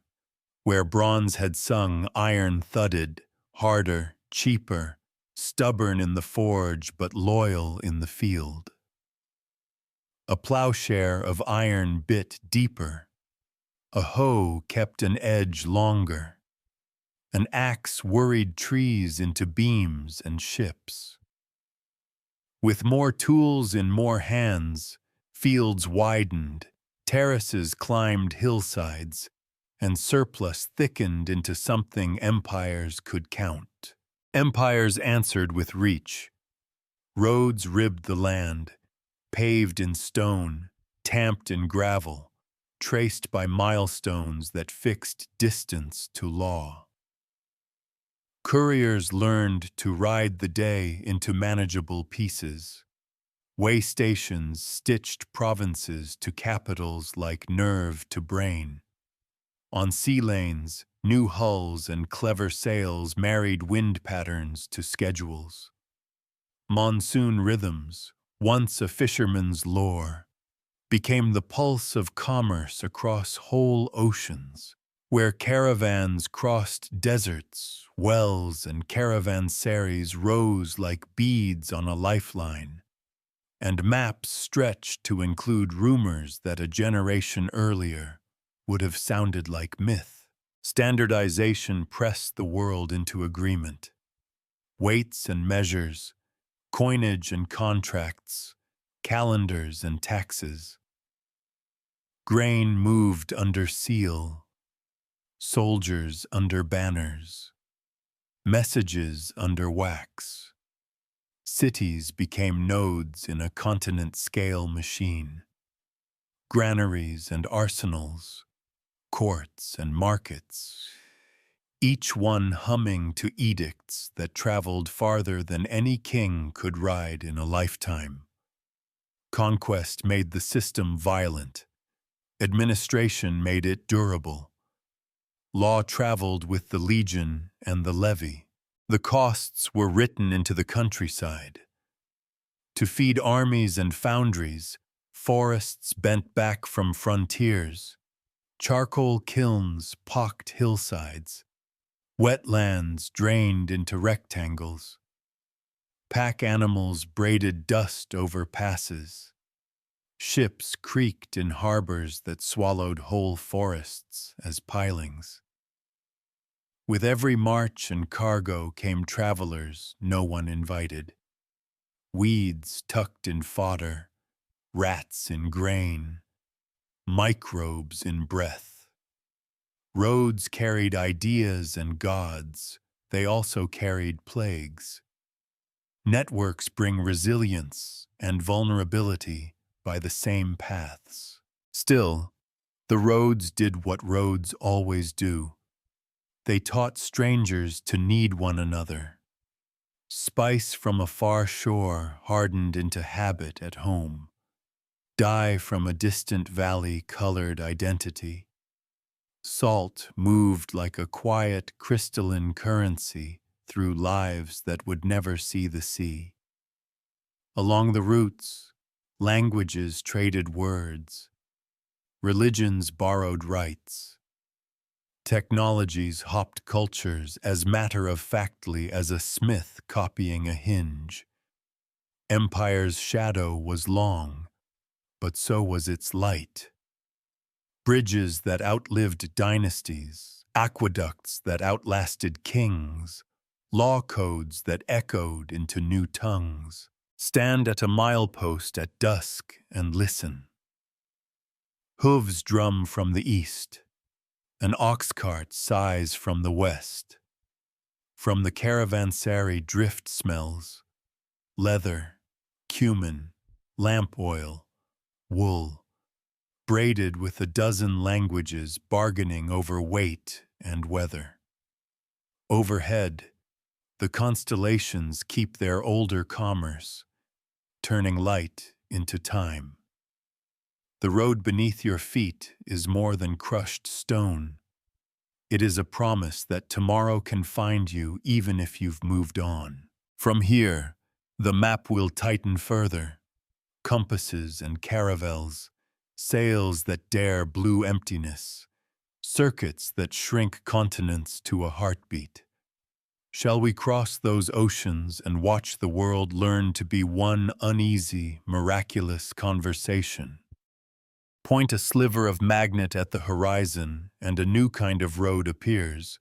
With compass, astrolabe, and lateen sail, caravels learn to lean into wind instead of fleeing it, and the world's blue became legible.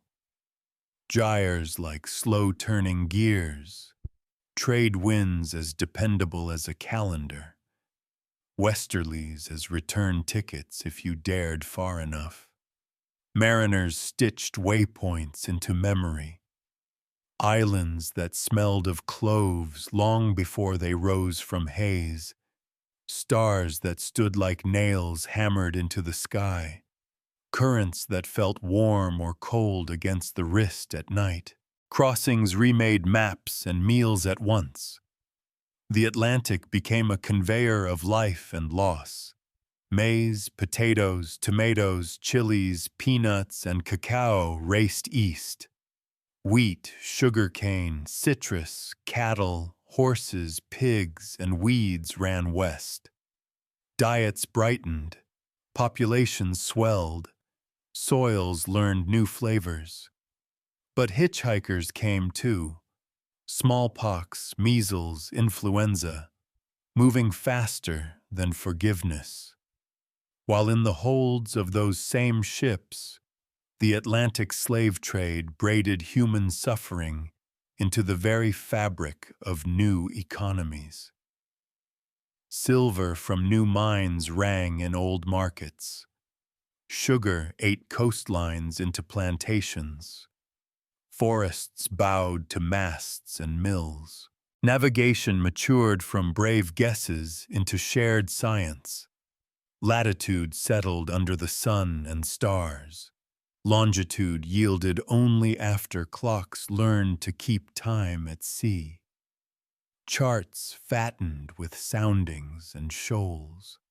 Currents were inked like muscles across pages. Monsoon handbooks turned seasonal wind into schedule. Knowledge that had long lived in Polynesian swell reading and Arab pilot books met European instruments and printing presses, and the ocean slowly shifted from rumor to root. The biosphere itself blurred. Rats, roaches, and microbes rode every keel. Earthworms tilled soils where they'd been absent for millennia. Grasses and thistles learned to love wagon ruts. On coral atolls, iron tools made canoe trees scarce. On temperate coasts, beavers fell and rivers forgot their slow grammar. Some places prospered, some starved, most changed. ecologies resorted by appetite, accident, and ambition. The planet grew more connected and, paradoxically, more uniform. Local wonders traded for global staples, rare spices for cheap sugar, slow forests for quick fields. Still, there was astonishment aboard. A sailor who'd grown up under pewter skies could taste mango in warm rain. A navigator could watch a lunar distance slide into an answer no storm could bully. In quiet dawns, albatross shadows wrote long cursive across the swell, and a lead line's soft thud told of a harbor long before landfall. Oceans taught humility as they offered mastery. You could harness a wind you did not control, read a sky you could not command. These blue roads made the world one conversation, brilliant, brutal, irreversible. They set the table for an engine that would supercharge everything. Bottled sunlight dug from rock. Pressure turned into motion. Steam learning to pound, pull, and spin. Shall we fire the boilers and enter the age when coal and steam redrafted time itself? Strike a match in a coal mine, and you light ancient summers. Compressed swamps, sunlight bottled by ferns and trees, became black stone that could be burned, boiled, and turned into motion. The steam engine taught heat to push pistons. Pistons learned to drive pumps, wheels, and looms. Water no longer set the factory's address. Coal did. Towns thickened around stacks. Days began to sound like iron. Time itself was recut. Railways stitched cities together with rails that sang and schedules that did not forgive. To keep trains from kissing nose to nose on single tracks, regions agreed on standard time. Noon by law rather than by the sun. Telegraph wires ran along the sleepers like nerves, making news move faster than horses ever could. Distance surrendered first, then delay. Textiles became the laboratory of mass. Spinning frames and power looms multiplied hands. Cotton crossed oceans as fiber, returned as cloth, and reshaped wardrobes and empires at once. Ironworks rose to feed rails and bridges.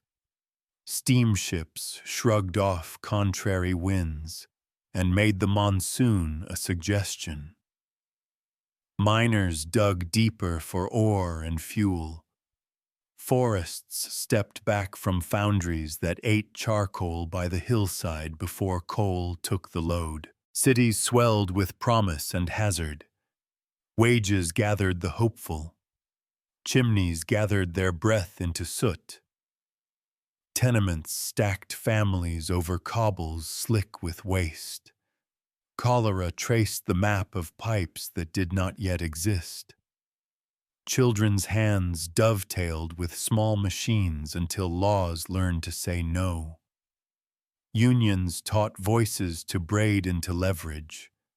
Strikes taught owners that silence can be more expensive than listening. The machine multiplied productivity. Politics learned fitfully to multiply dignity. Energy changed the arithmetic of everything. A human back can push a plow. A steam engine can pull a county. That surplus poured into steel, glass, newspapers, and night itself as gaslights, then bulbs turned darkness into productive hours. Whale oil waned, kerosene rose. Later, petroleum learned to explode in a cylinder and spin the century on rubber tires and propellers. Fertility left the whims of clover when Haber and Bosch taught air to feed fields, nitrogen fixed by fire, harvests unshackled from manure and fallow. But the bill began to gather in the air. Carbon that had slept for millions of years rejoined the sky in decades, a thin, invisible addition with heavy consequences. Smokestacks wrote local nightmares. Smog, soot, and lungs lined with ash, while the global ledger ticked upward in quiet parts per million.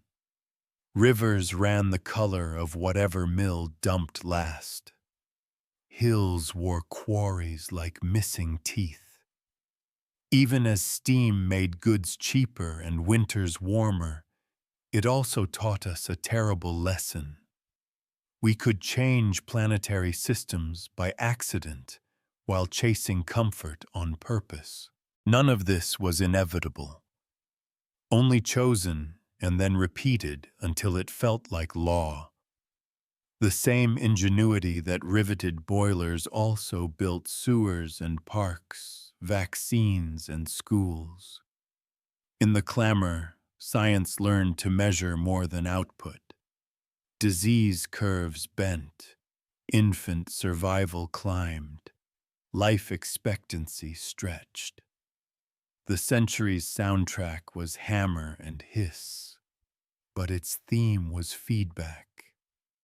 How fast innovation could outrun wisdom, and how often wisdom, panting, still managed to catch up. Stand by a night train in your mind, the platform glowing, breath steaming, a furnace heart thrumming in the locomotive's chest. Somewhere down the line a telegraph clicks. Somewhere up the line a mill horn calls a shift. We had discovered speed, and with it a new responsibility for the wake we left behind. Shall we throw the switch to the age of wires, light, and global voice, when electricity, chemistry, and code redrafted what a human day can hold? Flip a switch, and night obeys. Electricity, tamed, stored, and sent, turned darkness into usable hours and muscle work into the hum of motors behind walls. Streets drew constellations on the ground. Houses learned new verbs: chill, wash, lift, weave, compute. The power plant replaced the mill race. The grid replaced the river. Energy decoupled from weather and distance, braided into copper that climbed every pole and burrowed under every street. Then came voices on wires. Telegraph clicks became sentences. Telephones carried laughter and worry across town, across countries, across oceans stitched with cables that felt the pulse of continents. Radio freed words from wire entirely. Music and weather and war reports drifted through kitchen air. A farmer could tune an evening and belong to a wider we. Antennas sprouted like new trees. The sky learned to carry stories. Light learned logic next. Vacuum tubes glowed and counted. Transistors shrank that glow to silent switches, 1,000, then 1,000,000, then billions at a time. Code, human intention distilled into steps, taught machines to sort, search, and simulate. The first rooms of machinery gave way to desks, then pockets. Undersea cables returned, this time as glass, fibers whispering light that bent around the planet faster than storms could move. Satellites climbed into steady orbits and looked back, turning Earth from rumor into data. Clouds traced, forests mapped, currents Chemistry walked beside electricity, for better and for warning. Polymers made things light, cheap, and everywhere. Dyes and films brightened daily life. Pharmaceuticals pushed back infection and pain. Fertilizers that already promised bread for billions were joined by crop protection and packaging that lengthened seasons. But each miracle left a fingerprint. Rivers learned strange colors, air hazed in sun, plastic, so useful, so enduring, forgot how to leave. We learned the new word externality, then learned it was only a polite way to say someone downstream. Cities answered with new organs. Sewers coiled into quiet rivers of rescue beneath streets. Treatment plants turned disease into engineering. Zoning and transit tried to make crowds livable. Skyscrapers rose on steel skeletons. Elevators made height humane. Air conditioning redrew the map of possible summers. Hospitals hummed. Schools wired up. Libraries became networks as much as rooms. With computation came feedback fast enough to matter. Weather forecasts grew from lore into skill. Supply chains learned to see themselves. Power grids balanced wind, water, sun, and demand in real time. A fisherman checked the sea from his phone. A ranger counted elephants by satellite. A family traced a storm's cone and chose safety before tires touched the highway. The planet had been one ecosystem all along. Now it felt, day by day, like one conversation. And yet, the same wires that braided us together amplified shocks. Rumor could outrun reason. Markets could convulse on a rumor of a rumor. A virus could traverse runways mapped by code that once promised only connection. The waste heat of our marvels joined the quiet upward creep of greenhouse gases already named in the last chapter. Parts per million with plans of their own. Stand on a night hillside above a lit city and feel both pride and ache. Every pinprick is a solved problem. A baby warm, an elder safe, a poem written after midnight, and also a question about cost, about fuel, about the long math of air and water. Wires and light gave us reach. Code gave us speed. The bill is arriving in weather. Shall we open that ledger directly? Climate, living systems, and the work of making a good future on a finite planet. Open the book of now, and the margins are crowded with numbers. Carbon dioxide, long quiet in deep rock, has climbed back into the air faster than any time our species has ever known. Oceans, generous as always, take most of the heat and much of the gas. They warm, they swell, and their chemistry tilts toward acid, thinning the armor of corals and countless plankton that turn sunlight into life. Ice listens and answers. Mountain glaciers loosen their grip. Polar sheets calve like thunder. Rivers change their seasons. Coasts redraw themselves without asking. Weather stops acting like background and starts behaving like a character with too much dialogue. Heat waves stack like pages you can't turn fast enough. Drought tightens its fist here while rain overpromises there. Storms arrive heavier, hungrier for floodplains and low neighborhoods.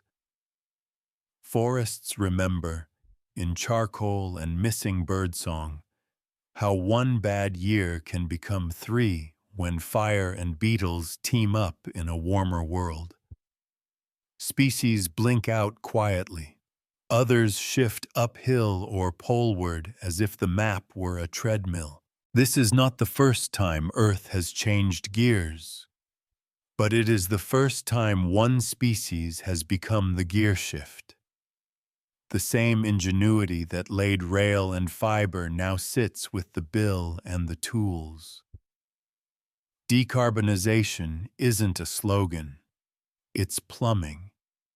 It means pulling combustion out of as many daily verbs as we can: move, heat, cool, make, and swapping in electrons from sun, wind, water, and whatever other clean options a place can trust.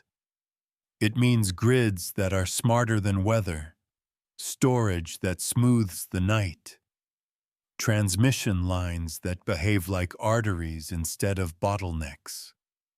It means keeping nuclear where it is safe and wanted, trimming methane leaks nobody needs, and designing industry that wastes heat as rarely as a heart wastes blood. Land has a say.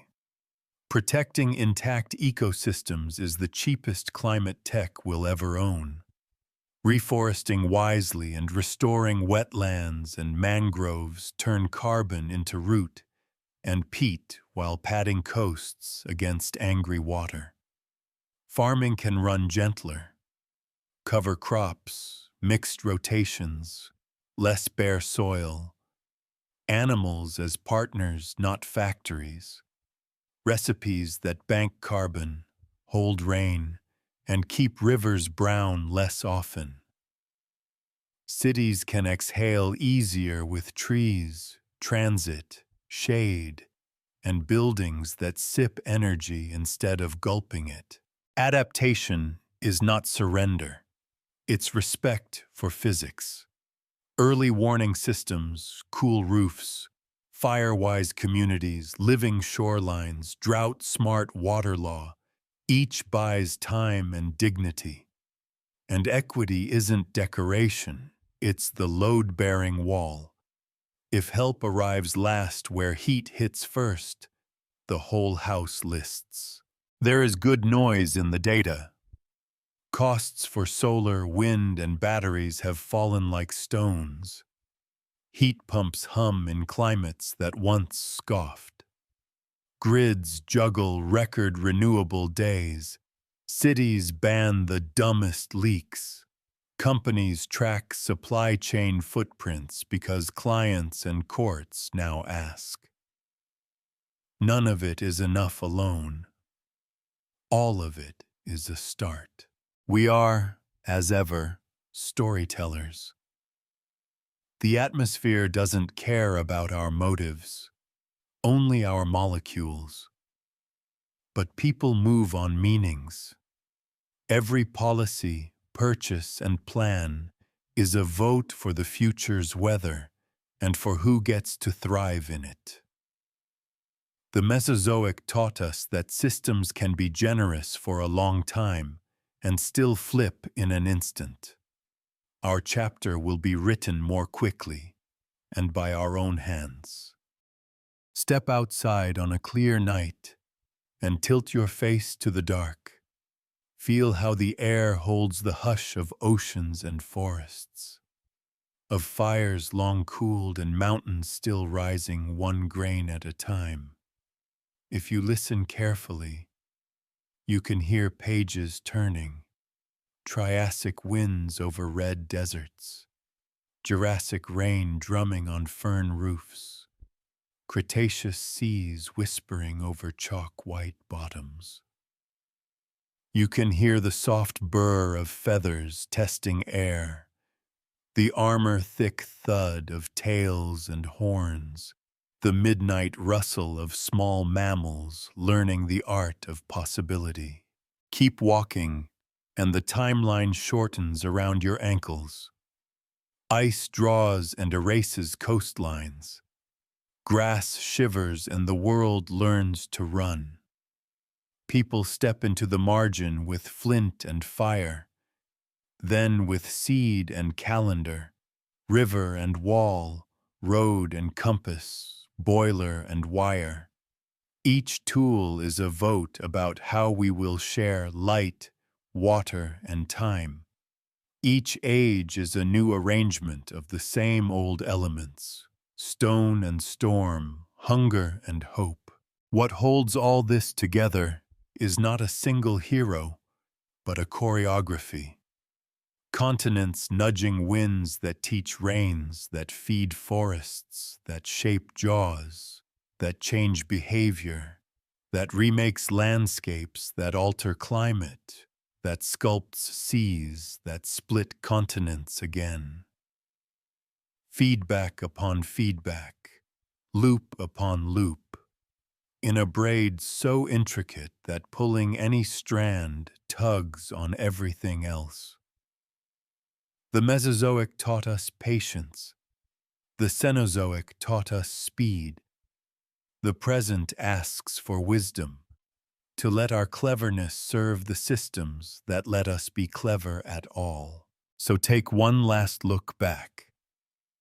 Remember Pangaea cracking open into opportunity, flowers bargaining with insects and accelerating time, birds making sky a neighborhood, herds turning grass into weather you can hear, ice writing maps in white and then erasing them in blue, cities turning memory into letters, and letters into law, steam compressing distance, wires teaching us to speak across oceans, and the air itself now keeping score of our choices. The story has been generous with us. It asks simply that we be generous in return. Now turn forward. Tomorrow's fossils are today's habits. What we burn, plant, build, spare, and teach. Somewhere a child will pick up a pebble and feel in its weight the warmth of an ancient sun. Somewhere a bird will redraw a city's morning with the line of its flight. Somewhere a river will remember its own course if we leave it room.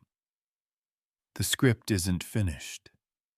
It's waiting in your hands, in mine, in our shared willingness to write a chapter that lets more voices sing.